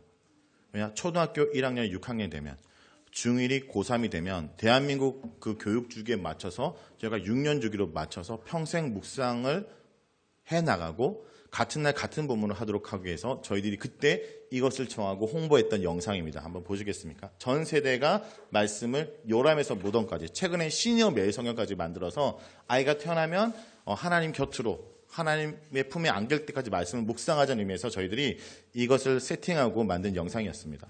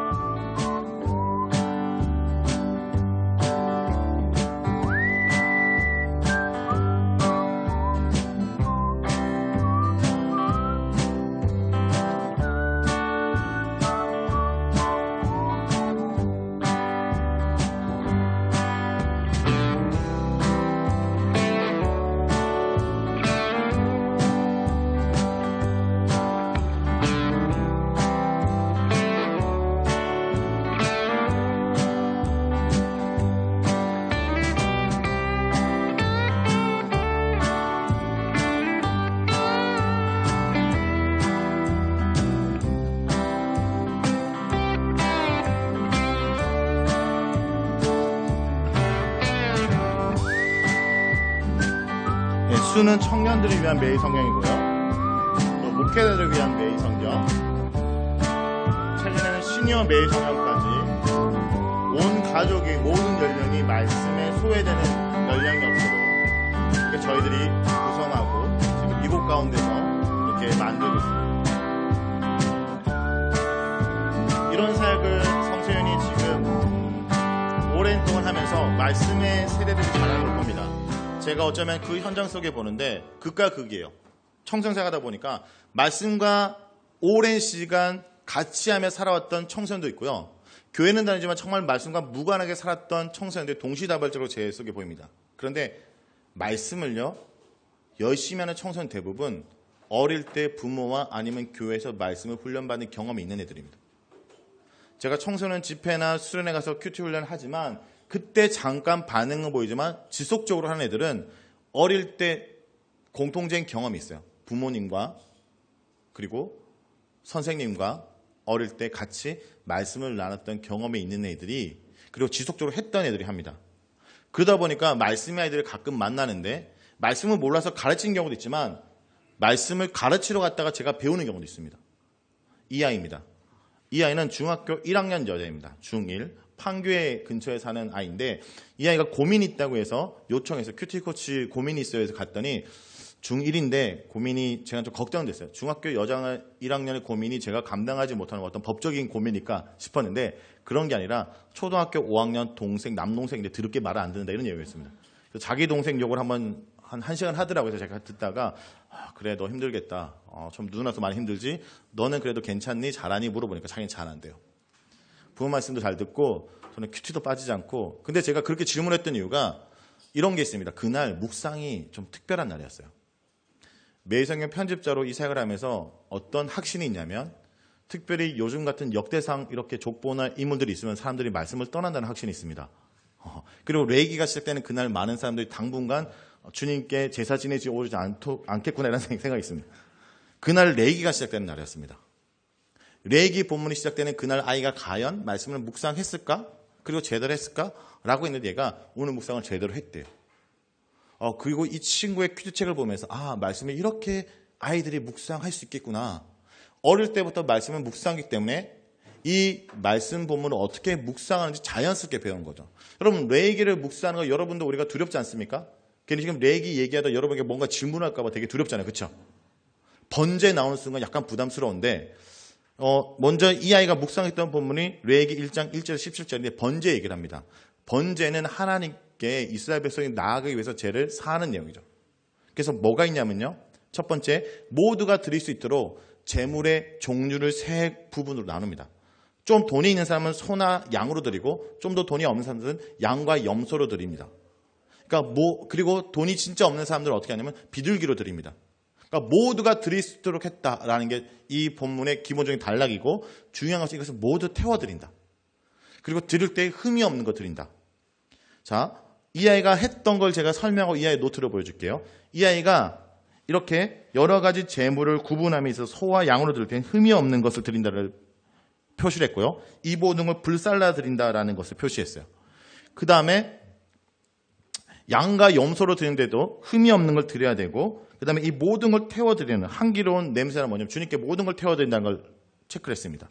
그리고 새와 비둘기 이것을 드릴 때는 돈이 없으니까 흠이 없고 막 이렇게 따질 수 없잖아요. 그래서 어떻게 해요? 여기 보면요. 더러운 것을 어떻게 해요? 제거하는 내용이 나옵니다. 흠이 없는 걸 드리는 게 아니라 이것의 더러운 부분을 제거해서 모든 걸 태워드리는 거죠. 자, 이 아이가 저에게 보였던 그날 본문 큐티인데 이 아이 노트입니다. 이 아이가 저한테 보여주는데 저 이렇게 묵상해서 제가 깜짝 놀랐어요. 이 아이가 이런 방식으로 한 거예요. 자, 이 아이가 어떻게 했습니까? 흠이 없는 걸 이렇게 통을 쳤죠. 그리고 여기는 이렇게 했어요. 그 안에 있는 것을 떼어내요. 흠이 없는 것 이렇게 표시했어요. 그리고 그 냄새가 여호를 기뻐한다. 쉬운 성경은 그 냄새가 여기가 향기로운 화제를 이렇게 표현하거든요. 이걸 이렇게 표시했습니다. 그리고 여기다가 번제, 전부를 드린 삶, 흠이 없는 삶, 말씀대로 사는 삶. 범죄를 마인드맵으로 이렇게 정리했어요. 이 아이가 한 거예요. 중1. 이 아이가 신학교를 갔다 온 걸까요? 그게 아니에요. 어릴 때부터 말씀을 보는 훈련들을 한 거예요. 성경 지식을 배운 게 아니라 말씀을 스스로 읽고 정리하기 때문에 말씀을 읽을 수 있는 능력이 향상한 거예요. 왜냐? 사실 레이기가 어려운 이유는 다른 게 아닙니다. 글의 장르가 익숙지 않기 때문이에요. 성문서라는 글의 장르를 우리도 익숙지 않아요. 우리가 오히려 익숙한 건 시편 같은 시 아니면 복음서 같은 내러티브 본문은 익숙하지만 이 성문서 같은 레이기는 익숙하지 않기 때문에 어려운 건데 이 아이는 어릴 때부터 이 본문들을 읽어왔고 이해하는 것을 훈련해왔기 때문에 읽어내는 거예요. 이 아이를 보면서 아이들에게 어떻게 가르쳐야 될 건가를 생각하게 됐습니다. 그리고 이런 아이들은 특징이 뭐다? 갑자기 우리가 중학교 때 가르친다고 자라나게 되는 것이 아니라 어릴 때부터 가정에서 부모와 함께 말씀을 읽고 온 애들이 이렇게 해요. 그래서 우리 자녀와 묵상을 잘하려면 먼저 이 얘기를 해볼게요. 함께 해야 됩니다. 그래서 매일성에서 6년 주기라는 걸 만들고 그날 본문을 같이 읽도록 하는 이 함께, 영적 흐름을 함께 가는 게 되게 중요합니다. 여러분, 우리가 적어도 여러분 매일성에 묵상하는 사람이라면 오늘 제가 이 얘기를 해볼게요. 여러분, 문지기 얘기하는 순간 여러분, 제가 문지기 얘기하는 순간 뭔가 저랑 같은 느낌을 받았다면 여러분 오늘 매일성에 묵상한 사람이에요. 근데 문지기 하는데 뭐 무슨 얘기야 이러면 여러분 아직 묵상 안 하신 분입니다. 그렇죠? 자, 근데 우리가 같은 공감대 한번 형성해 볼까요? 자, 제가 어떤 얘기를 하면 그 다음에 단어를 한번 넣어보세요. 스카이? 공감대 형성하죠. 그렇죠? 처음 봤지만 우리는 스카이 키스를 묵상했기 때문에 공감대 형성하죠. 같이 산다는 건요, 같은 기억을 공유하는 겁니다. 근데 우리가 아이들과 함께 살지만 같은 인생을 살지 않기 때문에 같은 기억을 공유하지 않아요. 부모가 아이를 위해서 정말 수고하고 살지만 제가 청소년들 보니까 밥도 같이 안 먹어요. 그나마 드라마나 영화 보면 공감대가 좀 형성될까요? 그런데 영적인 공감대는 같은 말씀을 보고 같이 사는 게 중요하죠. 그래서 양 목사님이 지난주에 연합 예배를 드린 것도 이런 차원이에요. 아이들이 주일 예배 때 다 흩어져서 어떤 말씀을 들은지 전혀 모르는 것이 아니라 같은 말씀을 갖고 그 자리에서 보고 아이들이 오늘 설교 때 뭘 들은지 갖고 나눌 수 있도록 하게 하는 원리가 사실 그 속에 있어요. 시스템의 문제가 아니에요. 이 아이들이 무엇을 들었고 무엇을 배웠고 걸 통해서 부모와 같이 대화하고 나누기 위한 영적 흐름을 같이 하기 위한 것. 그리고 정해진 시간에 하는 게 중요합니다. 영적인 생활 리듬. 아이들과 함께 어떻게 할 건가? 이걸 맨날 하는 거일 수도 있지만 맨날 하는 게 아닐 수도 있습니다. 제가 QTI 같은 경우는 제 아이가 어릴 때는 제가 할 수 있으면 매일 하려고 노력했습니다. 퇴근하고 나서 씻기고 밥 먹고 재우기 전에 제가 했고요.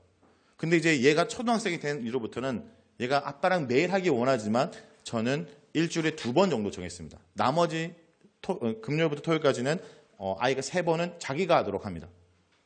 그러니까 맨날 같이 할 필요는 없습니다. 근데 정기적으로 아이들 모이는 것을 만들죠. 그리고 제가 하지 못하는 날은 아내한테 하도록 부탁하고 아내가 할 때는 아내가 또 하는 시간이 정해져 있습니다.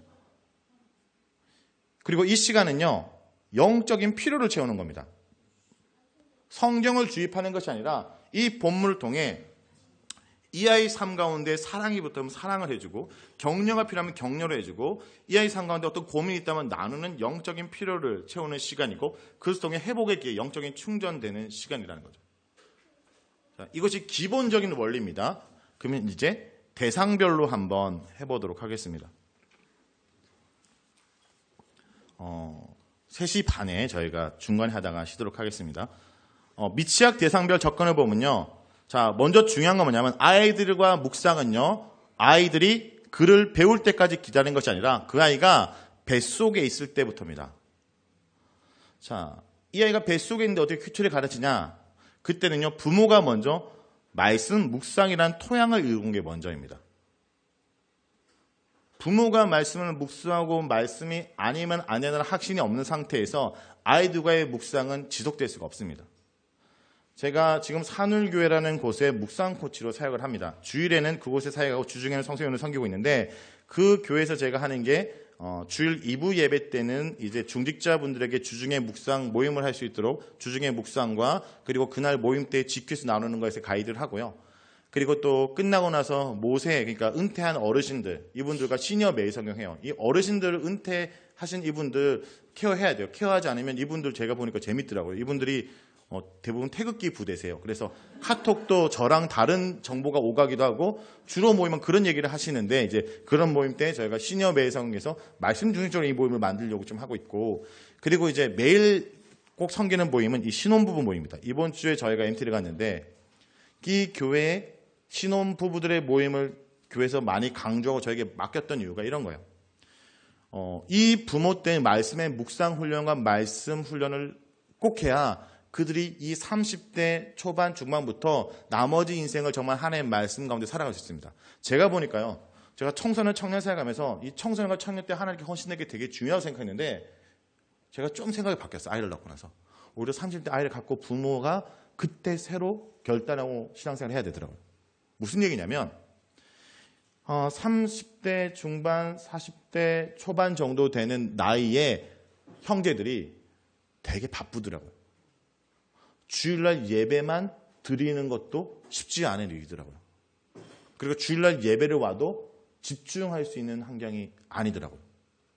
그때 가장 영적으로 침체기, 그러니까 세상적으로 가장 바빠요. 그리고 되게 세상적인 가정에도 무거움이 되게 큽니다. 주일날 예배 드리는 것이 그 사람의 일상 가운데 말씀 듣는 유일한 거라면 그 사람은요, 말씀이 심겨지고 신앙의 영적으로 성장할 수 있는 기회는 없어요. 스스로 자신의 일상 가운데 말씀을 피고 읽는 훈련을 하지 않으면 그냥 설교를 듣는 걸로 절대 성장할 수 없어요. 근데 자매들도 일을 한다면 똑같은 환경이고, 만약 자매들이 아이를 낳게 되면 어떤 일이 벌어진지 아십니까? 청년부 때 아무리 열심히 했던 자매들도요, 아이를 놓자마자 잠호방에 유배를 당합니다. 잠호방에서 혹시 예배 드려보셨나요? 제가 가끔 아내가 가끔 저와 교체를 하는데, 잠호방에는 교회지만 그곳에는 하나님의 말씀이 없는 곳입니다. 아이들이 울고 정신이 없어요. 거기서 설교를 주일날 아내가 교회로 왔지만 설교를 집중해서 들으시기가 힘들어요. 그러면 자매들이 아이를 데리고 잠호방에서 예배 드리고 가지만 정작 말씀을 자기가 또 다시 집에서 듣지 않는 이상은 힘들어요. 그러니까 객관적인 환경 자체가 이 신혼부부 이 나이대에 말씀을 양육받기가 힘든 외부적인 환경이에요. 스스로 성경을 피고 말씀을 보고 노력하지 않으면 절대 이 아이들을 성경적으로 가르칠 수 없는 환경입니다. 그러니까 이때부터는 스스로 찾기 시작해야 돼요. 어디에 출석하고 모임에 참여하고 뭐 집회를 간다, 이게 힘들어요. 실제적으로. 그러면 내 일상으로 된 말씀 보고 묵상하는 훈련을 해야 되는 거죠. 자, 그리고 더 이것이 이 나이 때 필요한 이유 중에 하나는 뭐냐면요, 아이가 태어나서 가장 먼저 읽는 책이 부모라는 책이기 때문입니다. 부모를 통해 세상을 배우죠. 아이가 태어나서 가장 먼저 읽는 책이 부모라는 책이죠. 이때 아이들에게 하나님의 사랑을 가르치는 방식은요, 하나님이라는 말을 가르치는 것이 아니라 하나님의 사랑을 느끼도록 하는 거예요. 자, 이런 겁니다. 하나님이 사랑이란 단어가 이 아이가 이해하려면 하나님의 사랑을 경험해야 돼요. 근데 어린아이가 하나님의 사랑을 경험하는 방식은요, 바로 엄마나 아빠예요. 아이가 울면 엄마가 안아줘요. 아이가 울면 엄마가 먹여줘요. 안아줘요. 달려와요. 뭡니까? 나중에 우리가 하나님께 부르질 때 하나님 나를 안으시고 달려오시고 들으시고라는 이 문자를 이해할 수 있는 경험이 어릴 때 부모를 통해 형성된다는 거예요. 제가 위기 청소년들을 섬기고 사역하는 분들을 보면서 느낀 게 뭐냐면, 이분들이요, 뭐 하냐면 어릴 때 이러한 부모의 사랑을 받지 못해서 하나님이 우리 아버지시고 하나님의 사랑이라는 단어를 문자적으로 있지만 이해하지 못하는 애들에게 그가 영적인 부모의 역할을 해서 하나님의 사랑을 이해시키는 역할을 해요. 그러니까 어릴 때 그냥 아이를 먹여주고 입히고 키워주는 게 엄마로서 하는 일이 당연하다고 생각하는데, 그것이 아니라 저는요, 이 아이에게 복음을 전하는 시간이에요. 하나님이 누군지를 몸으로 보여주고 있는 시간이기 때문에 교회에서 어린 아기들을 데려오는 자매들은 축복받아야 되고, 그 교회에서 그 아이들이 왔을 때 웰컴 환영해야 되고, 그리고 격려해주고 도와주는 역할이 교회 공동체가 해야 돼요. 그래서 저희들이 축복해주고 찬양해주고 이것 중에 아이들이 영적으로 느끼도록 해주는 거. 내가 사랑받고 있구나, 돌봄받고 있구나. 하다못해요, 저희 집의 막내에게 제가 안아주는 것과 얘를 밀치는 걸 얘가 이해해요. 그 아이에게 내가 하나님 마음으로 노려보는 것과 사랑스럽게 웃는 거를 이 아이가 느껴요. 하나님의 사랑을 단어를 가르치는 시기가 아니라 그 사랑을 몸으로 느끼고 안아주고 체험해주는 시기고, 교회도 똑같이 그런 것들을 해주는 시기이죠. 자, 그래서 이 시기에 아이들을 안아줘서 찬송을 불러주고 축복해주고 이야기를 들려주고 못 알아듣지만 영적인 존재이기 때문에 느끼는 거예요. 이 느낌을 아는 거예요. 그래서 제가 둘째를 낳으니까 첫째가 둘째에게 사랑을 나름대로 표현해요. 이렇게 토닥여주기도 하고 먹여주기도 하죠. 심하게 토닥여서 자는 애들 깨우기도 하기도 했고, 심하게 먹여서 숨을 껄떡이도 했지만 사랑을 표현한다는 게 뭔지를 아는 겁니다. 그러니까 이 시기는 부모가 그 아이를 기본적인 그 사랑을 해주는 그 자체가 저는요, 복음을 전하고 말씀을 전하는 거 생각해요. 그리고 이제 이 아이가 2세나 4세가 됐을 때는 감각적인 놀이를 할 필요가 있어요. 소근육이 발달하잖아요. 저는 제가 편집자 때 저희 첫째 아이가 아직 2, 3세밖에 되지 않아서 이 아이에게 큐티아이라는 큐티책을 매일 가져가지만 뭐 어떻게 할 수가 없더라고요. 그렇죠? 얘가 아직 큐티아이는 5, 7세부터 본격적으로 시작이거든요. 5, 7세 되는 이 아이에게 지금 2, 4세 되는 아이가 이 유용을 할 수 없기 때문에 제가 했던 건 뭐냐면, 이걸 가지고 첫 번째 스티커 붙이기, 그리고 내용은 모르지만 여기서 동물, 양 찾아보고 예수님 찾아보고 표시하고 뭐 이렇게 사물을 가르치고 이렇게 여기 있는 그림으로 그냥 이 책과 친해지는 놀이를 하게 됐고요. 어느 날에는 제가 출애굽기를 묵상하다 이스라엘 백성들이 홍해를 건너는 장면이 저에게 너무나 크게 와닿는데 이 아이에게도 뭔가 그 이스라엘 백성이 출애굽했던 날의 감격을 전해주기 위해서 제가 어떻게 했냐. 여기 보세요. 지금 얘가 집에 제가 그물을 설치하고 얘를 출애굽시켜서 하나님 우리를 구원해 주셔서 이렇게 느끼도록 하는 날이었어요. 사사기를 묵상할 때는 그 본문 속에 드보라가 등장하는 날은 이 아이의 신문지로 여선지자 드보라를 이렇게 복장을 시켜서 드보라의 얘기를 해주기도 했죠. 자, 아니 이런 애들에게 굳이 이렇게 할 필요가 있냐? 여러분 이게 되게 중요한 포인트인데요. 우리가 잘 모르는 게 있어요. 여러분이 익숙한 큐티 방식을 아이들한테 하면요. 안 맞아요. 제가 그 전에 주은혜 교회라고 CCC나 IBF 출신 간사들이 부모인 교회를 교육디렉터로 섬겼는데 이때 이 왕년의 청년부 대학 때 그리고 큐티 좀 해봤고 성경을 해봤더니 이 엄마들이 이 아이들을 잘 가르쳤을까요? 같이 묵상했을까요? 그러지 않았어요. 애들이 맨날 엄마랑 했다고 혼났어요. 엄마는 대학생 때 내가 말씀을 묵상하는 방식이 익숙했거든요. 자, 어른들이 말씀을 묵상하는 방식이 뭐냐 이런 겁니다. 내가 글을 읽을 수 있으니까 새로운 정보를 읽고 얻는 거예요. 그 정보의 의미를 이해하려고 노력하고 그 의미를 신념과 태도, 그러니까 적용을 나름대로 해서 그렇게 실천에 옮기죠. 이와 같은 방식은 어른들이 하는 방식이에요. 그러니까 글을 이해하고 우리가 어느 정도 이해와 사고력이 있는 성인들은 가능하지만 아이들은요. 첫 번째 글 자체를 못 읽기 때문에 정보를 어떤 글을 통해 읽는 것이 아니라 사실을 경험하는 겁니다. 경험을 통해서 사실로 받아들여 그것을. 그리고 사실을 이해할 때까지 충분히 어떻게 해요? 반복해야 됩니다. 그리고 그 사실을 설명한 말을 이제 반복을 통해 듣고 나면 거기서 새로운 의미를 더하고 더 깊게 이해한다는 거죠. 제가 양성원 목사님 교회에서 섬길 때 그때 저희들은 양성 목사님 참 훌륭하신 게 뭐냐면 담임 목사님이지만 주일학교 어떤 사역이 있을 때 같이 의논하고 토론하고 부서 얘기를 같이 나눴어요. 자, 그때 목사님이 했던 얘기 중에 하나 기억나는 게 뭐냐면 유치부 사역자한테 이렇게 했습니다. 유치부 사역자한테 전도사님, 유치부는 집에 돌아갈 때 빈손으로 가면 안 돼요. 무언가 들고 가야 돼요. 저는 그 말이 처음엔 선물인데 그게 아니라 그날 했던 성경 공부를 어떤 놀이나 도구로 결과물을 만들어서 집에 들고 가서 이 아이가 글을 읽지 못하지만 그것을 보면서 일주일 동안 엄마랑 나누도록 하는 거예요.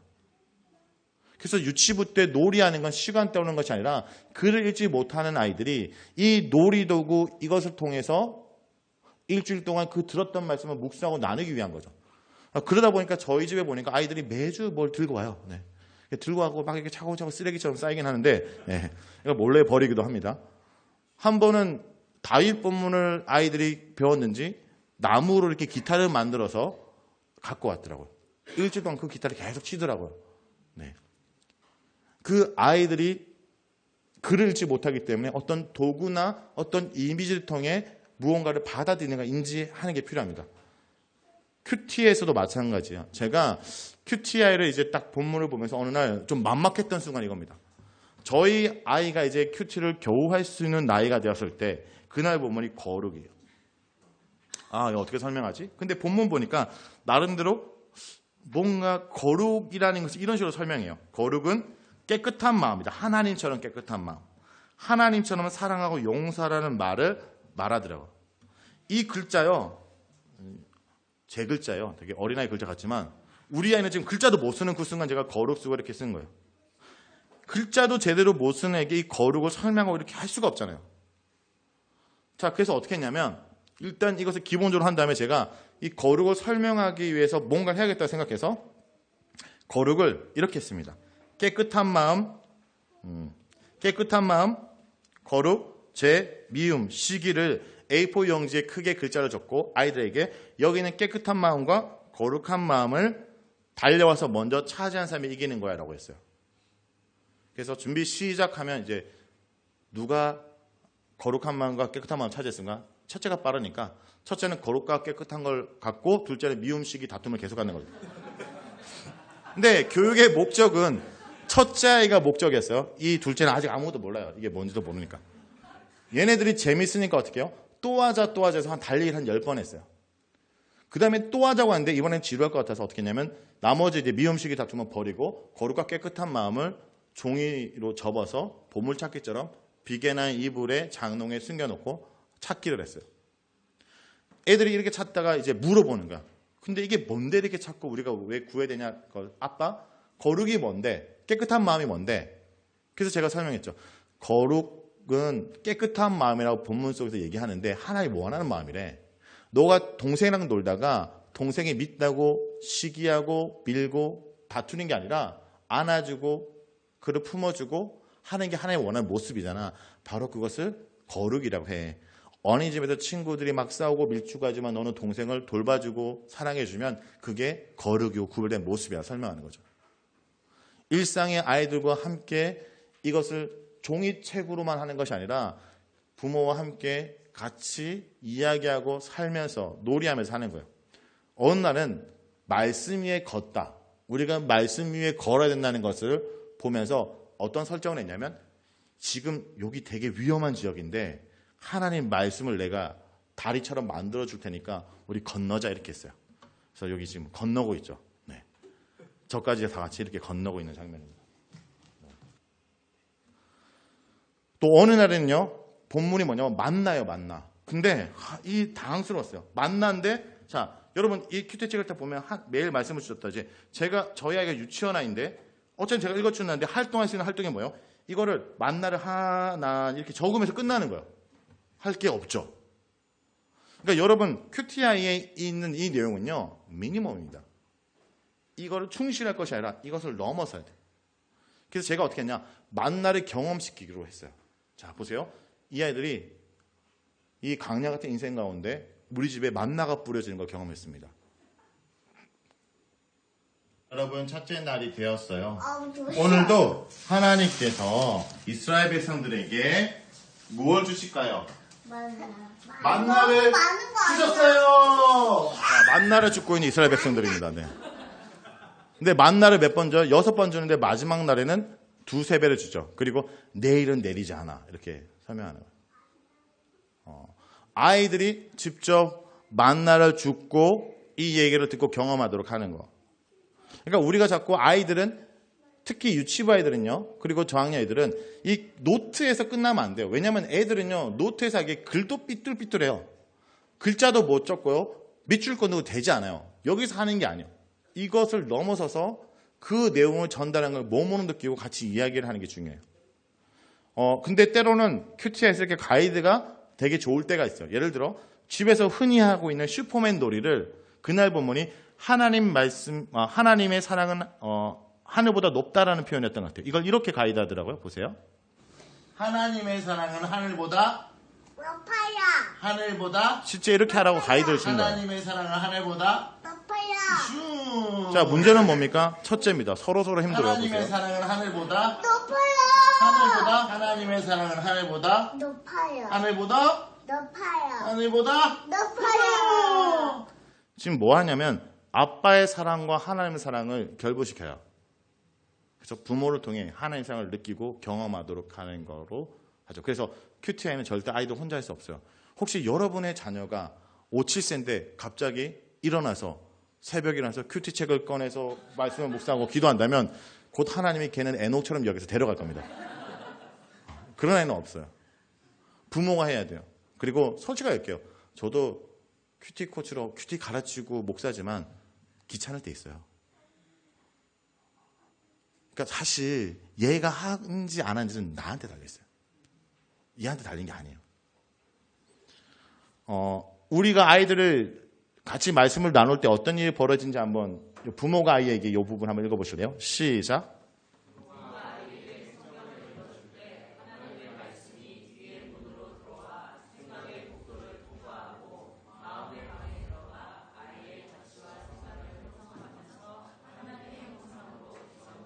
그러니까 부모가 아이에게 성경을 읽어줄 때 말씀이 귀의 문에 들어가 생각의 복도를 통과하고 마음에 들어가 아이와 가치관과 생각을 형성하면서 하나님의 형상으로 빚어진다라는 거죠. 그 말씀을 통해 하나님의 성이 빚어지는 시간이라는 겁니다. 그리고 이 말씀을 읽어주면서 이해되게 하나님을 전할 뿐만 아니라 여러분 아이들과 1대1 대화를 통해서 복음을 전해야 돼요. 아이가 어리지만 실제 기독교 교육가들이 거의 대부분 5세 정도가 회심이 가능한 나이로 봐요. 그러니까 회심이 가능한 건 뭐냐면 복음을 이해할 수 있는 나이. 이런 말들을 이해할 수 있다는 거예요. 누구야 하나님은 우리를 사랑하신단다. 그러나 우리는 하나님께 잘못을 저질렀어. 이런 내용도 이해할 수 있죠. 저희 매일 성경에서 낸 책 중에 언약의 자손으로 양육하라라는 책에 보면 우리가 자녀에게 복음을 전해야 되는 언약적 책무는 선택상이 절대 아니라고 얘기를 합니다. 그러니까 여러분 우리 아이가 좀 크면 5세든 6세든 얘가 어느 정도 말을 알아듣고 이 내용을 알아들 때 여러분 주변 사람에게 복음을 전하는 것뿐만 아니라 얘한테 어느 날 복음을 전할 시간을 마련해야 돼요. 제가 아는 어떤 한 목사님은요. 향상교회 목사님인데 그 중고등부 담당하는 목사님이 자기 딸이 초등학생 정도가 될 때 어떻게 했냐면 아빠가 얘가 학원 갔다 돌아오는 길에 집에 현관문 앞에서부터 촛불을 딱 피워놨어요. 꽃길. 얘 방까지. 그리고 그 방에 아빠가 이 아이를 위해서 편지를 쓴 거예요. 그리고 편지를 쓰면서 복음의 내용을 읽어주고 꽃다발을 증정하고 그렇게 자기 딸에게 복음을 전하는 날을 만들어서 복음을 전하고 그 날을 기억하도록 또 하더라고요. 저도 그러려고 했거든요. 근데 문제가 좀 발생했어요. 제가 하려고 했는데 어느 날 제가 얘기하는 순간 얘가 알아. 그 내용 다 알고 있어. 얘 할머니가 자면서 했더라고요. 자면서 얘 재워주면서 예수님에 대해서 다 설명한 거죠. 요 얘기를 한번 할게요. 요즘 트렌드 중에 격대교육이라는 게 있습니다. 격대교육. 격대교육이라는 게 뭐냐면 할머니, 할아버지 한 세대가 거쳐서 가르치는 건데 요즘에 이 격대교육의 트렌드를 얻었던 이유가 맞벌이 부부들이 아이를 키울 수 없으니까 할머니, 할아버지 이 아이를 키우고 양육하는데 이게 요즘 일어난 게 아니라 조선시대에 명문 가정에서는 아이의 양육을 할아버지나 할머니가 맡았대요. 이 아이가 어느 정도 크면 할아버지, 할머니에게 맡겨서 그 할아버지에게 생활 교육을 받고 할머니에게 어떤 예나 도덕을 배웠다는 거예요. 손자는 할아버지가, 손녀는 할머니가. 근데 이 격대 교육에 있어서 장점이 뭐냐면 뭐가 장점인지 아세요? 조급함이 없다는 거예요. 이 아이에게. 아이가 잘못하면 야단칠 때도 저도 그러거든요. 아이가 잘못하면 야단치는 것 같은데 사실 제가 이 아이한테 성질을 부리는 경우가 있어요. 그런데 할아버지는 야단칠 때 어떻게 하냐면 얘한테 야 가서 해초리를 만들어 오라고 얘기한대요. 그럼 아이가 해초리를 스스로 만들면서 자기를 돌아보겠죠. 그래서 이 양아록이라는 것이 이 할아버지가 이 자기 손자를 가르쳤던 걸 기록했던 양아록에 보면 많은 조언들이 있습니다. 저도 저희 손녀가 어느 날 할머니한테 토요일마다 가서 자는데 그래서 할머니가 안아주면서 근데 할머니는 저희랑 좀 다르게 이 애를 받아주잖아요. 그 사랑의 품 속에서 예수님의 얘기를 전달하고 거기서 복음을 전했더라고요. 그래서 제가 말하고자 하는 것은 이 아이가 교회를 다니면 자연스럽게 교회 전도사님이 복음을 전해주겠지 기다리지 마시고 우리가 전하기 위해서 준비하고 마련해야 된다라는 얘기를 좀 말씀을 드렸습니다. 결국 이겁니다. 아이들이 말씀을 일상과 연결하고 그 일상 속에 복음을 전하는 게 어쩌면 저는 하브루타 교육이거든요. 이게 묻고 대답하는 건데 하브루타 교육의 본질은 이런 거예요. 부모와 아이 사이에 0cm 있어. 그리고 밥상머리 교육, 말하기를 겁내지 않는 아이, 듣는 교육, 묻는 교육 뭐 이런 겁니다. 근데 저는 개인적으로 모르겠지만 하브루타 교육이 어떤지 저도 뭐 읽긴 했지만 좀 어떤 분은 한국 정서와 좀 안 맞아요. 무슨 얘기냐? 제가 키워보니까 알겠더라고요. 한국은요 절대 밥상머리 교육이 이게 아니에요. 빨리 밥 먹고 치우는 게 밥상머리 교육이지 밥 먹을 때 막 이렇게 얘기하는 게 아니에요. 근데 오히려 이 원리는 뭐냐면 일상을 나누며 대하는 그것을 저는 오히려 아이와 성경을 읽어주면서 말씀 묵상 나누는 시간에 오히려 저는 더 많이 하고 있습니다. 어느 날 이 아이와 저희 매일 성경 보면요. 저 뒤에도 있는데 와 성경이 살아있다 보면요. 여기는 글자가 없어요. 그림만 있어요. 그래서 이 그림을 갖고 이한테 설명해 주는 이런 동화책입니다. 성경책. 지난 시간에 양 목사님도 얘기했는데 저는 양 목사님 얘기한 것 중에 그때부터 제가 계속 들었던 거지만 성경책을 어느 날 갑자기 아이들이 글을 배워서 개혁개정을 읽을 거라고 착각하지 말고 어릴 때부터 그들의 수준에 맞는 성경책을 계속 줘야 돼요. 자, 와 성경에 살아있다는 건 뭐냐면 거의 부모님의 스토리텔링에 의존되어 있어요. 그래서 여기 보면 읽기 가이드도 이렇게 있는데 실제 이제 아예 그림으로만 이렇게 되어 있어요. 그래서 부모가 이 그림을 보면서 설명해 줘야 돼요. 그리고 근데 이 그림이 되게 이펙트가 있어서 아이들이 집중하는데 그런 부모들에게 혹시 모르면 여기 보면서 미리 좀 그래서 저희가 원래 없는 건데 하도 부모님이 글 없다 해가지고 저희가 따로 만들어서 저희들이 가이드로까지 했습니다. 근데 어느 날 이걸 읽어주는데 첫째 아이가 이런 얘기를 하는 거예요. 저는 이건 거의 청년분 아니면 중고등부 한 고3 정도 되면 하는 질문인데 이런 얘기를 하는 거예요. 신학적인 질문이에요. 얘가 아빠 선악과를 왜 만들어 놓고 못 먹게 했어? 라는 얘기를 하는 거예요. 제가 곤란한 게 뭐냐면 어른들은 이런 거예요. 자유의지도 얘기했다가 어른들이 어려운 질문을 하면 어떻게 하면 되냐면 목회자는 어려운 말을 좀 많이 하면 돼요. 말해서 땡 둘러 얘기하면 그래 알았어 이렇게 하고 넘어가는데 아이들은 그게 안 되잖아요. 핵심적으로 이해시켜야 되잖아요. 근데 하나님이 지혜를 주신 것 같아요. 얘가 왜 이런 질문을 했냐. 그날 와 성경에 살아있다 보면요. 선악과를 되게 이쁘게 그렸어요. 먹기 좋게.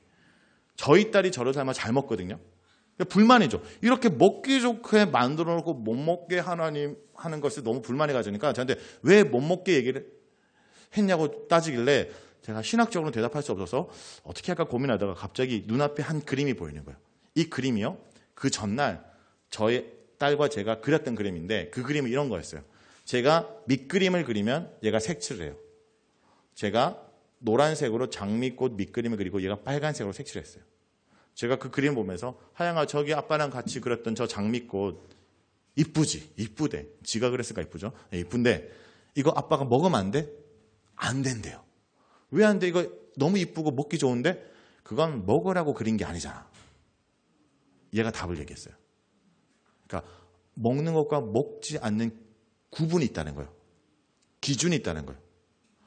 하나님이 먹으라고 만든 게 아니잖아 라는 얘기를 해서 제가 그래 맞아. 이것도 먹으라고 만든 게 아니기 때문에 하나님께서 선악과를 먹으라고 만들지 않았던 그 기준을 따르는 거야 이렇게 설명했어요. 한 번은 얘가 또 이런 질문을 해요. 가끔 얘가 질문하면 제가 너무 당황스러울 때가 있는데 하나님은 아담을 어루로 만들었을까 아가로 만들었을까? 이거 어떤 질문이냐면 닭이 먼저나 달걀이 먼저 이런 되게 오래된 질문이잖아요. 제가 이것을 갖고 뭐 유신진화론을 얘기하고 창조론을 얘기했을까요? 물어봤어요 얘한테. 하영아 왜 이런 질문을 한 거야? 왜? 그러면 너는 어떻게 생각해? 하나님이 아담을 아가로 만드는 것 같아? 어느로 만드는 것 같아? 그러니까 얘는 하나님이 아담을 아가로 만들었을 것 같아요. 왜? 아니 아가로 만들고 어릴 때부터 막 사랑을 해줘야 크면 말을 잘 듣지. 얘가. 그래서 제가 얘기했죠. 그럼 하영아 너는 아가로 태어나서 엄마 아빠가 충분히 사랑을 해줬어? 해줬대. 그럼 너 앞으로 말 잘 듣겠네?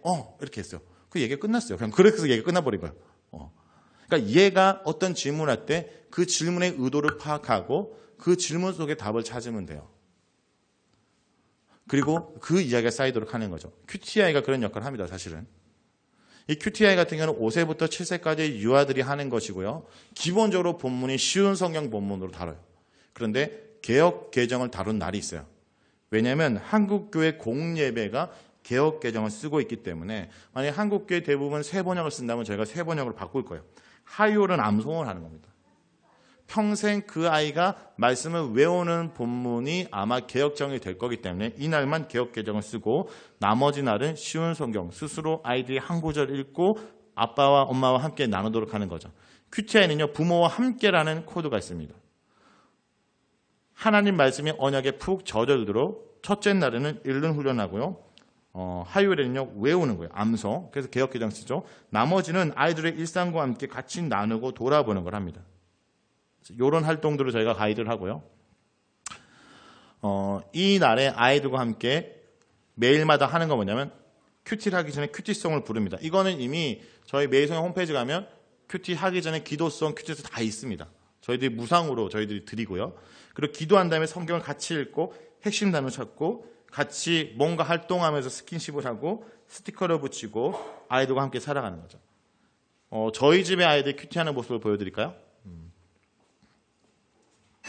주님아 이렇게 큐티 준비송을 하고 시작합니다. 그리고 이제 제가 감사합니다. 대표 귀담 애들이 머리를 박고 있죠? 네. 드리려고 합니다. 주의 말씀에 순종하도록 주님 도와주세요. 오늘은 시편 말씀. 그러니까 기도한 다음에는 오늘 하루 어땠어? 뭐가 슬펐어? 너가 기뻤어? 이런 얘기를 제가 질문하고요. 하나님을 기뻐하는 저희들 되게 좀 도와주세요. 예수님 이름으로 기도드립니다. 아멘. 첫째가 초등학교 가기 직전이었습니다. 더 이걸 통해서 한글을 배워가면 띄엄띄엄 이제 겨우 읽기 시작하는 거죠. 없습니다. 예수님 왜요? 예수님. 얘는 예수님이 나무에 다친 분으로 생각합니다. 한 아직까지. 분이에요? 예수님이 아무리 다쳤으면 했어요. 예수님이 나무에서 다쳤어요? 뭐예요? 그날 본문이 책을 만들어 하나님 어떤 말씀이 책이에요? 요셉이 말씀이 이렇게 좀 성경책을 옮겼다는 건데 만들어요? 성경책 왜요? 만들기를 제가 활동을 했어요. 하나님의 말씀을 돌려. 저요. 오늘 요셉을 변화시킨 게 뭐라고요? 말씀. 와, 맞죠. 오늘 요셉을 변화시킨 하나의 말씀이죠? 난 사역이도 말씀을 만들죠? 난 파란 색깔. 너도 파란색 성경책을 만들어, 하민이? 그냥 빨간 색깔. 파란 색깔. 하민이도 누나랑 싸우고 싶을 때 말씀 읽으면 마음이 어때요? 마음이 아파. 진짜요? 네. 누나랑 싸우고 싶을 때 성경 읽으면 마음이 아파요? 네. 왜요? 얘는 누나. 자, 묵상 나눔이 이루어지는 게 얘 얘기를 누나가 해석해줘요. 때렸어요. 아, 누나 때려서 하민이 마음이 아파요? 네. 아, 왠줄 알겠다. 한이가 무슨 말 하는 줄 알겠다. 얘기해줘. 싸웠던 거, 누나 때렸던 걸 생각하면, 슬퍼서, 하나님이 슬퍼할까봐, 하밀도 슬퍼하는 거. 아, 그러니까 말씀을 갖고 서로 얘기를 이해하고 얘기해주는 거죠. 그게 마음을 하는 겁니다. 사랑해요. 그래서 매일 읽어요. 성경을 사랑해요. 저희 집에는 또 한 명이 더 있죠. 이 와중에 이 모든 걸 지켜보는 친구의 나눔입니다. 얘기해보세요. 자. 아, 그거예요? 네, 이런 애들 있죠. 어릴 때부터 이 분위기, 이 모임이 익숙해져야 됩니다. 익숙해져야 얘가 커서도 말씀을 나누고 하는 것이 익숙해지는 거죠. 어느 날 갑자기 하게 되는 것은 절대 아닌 겁니다. 그리고 중요한 건 뭐냐면 말씀의 묵상의 적용 대상이요. 우리는 아이라고 생각하죠. 특히 제가요. 어른들 큐티를 좀 하는 분들이 아이한테 실수하면 안 되는 게 아이들에게 적용과 실천을 강조하는데 그게 아니에요. 어른이 매일 성경 봐도 적용과 실천은 많이 없어요. 왜냐하면 이런 게 있습니다. 큐티아이 때는요. 부모의 사랑을 성경을 통해 경험하는 시기고 어린이 매일 성경, 저학년 고한테는 성경의 스토리가 쌓이는 시기예요.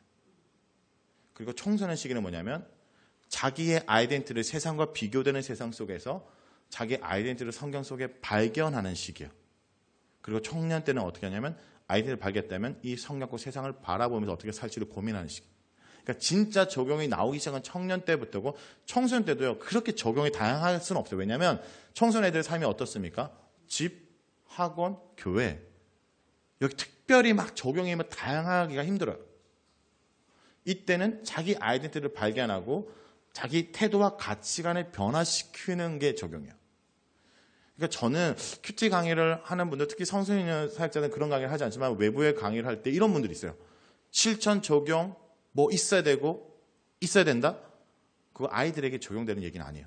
그리고 어른도 마찬가지로 생각해요. 적용은요. 내 가치관과 태도가 바뀌는 것도 적용이에요. 어떤 말과 행동과 표현하는 것도 적용일 수 있지만 이 생각에 대해서 태도가 하나님에 대한 인식이 수정되는 것도 적용이에요. 왜냐하면 제가 아이들 키워보니까 알겠더라고요.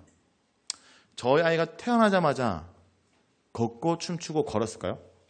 저희 아이가 태어나자마자 춤추고 걷고 걸었으면 얘는 사람이 아니라 송아지죠. 그렇죠?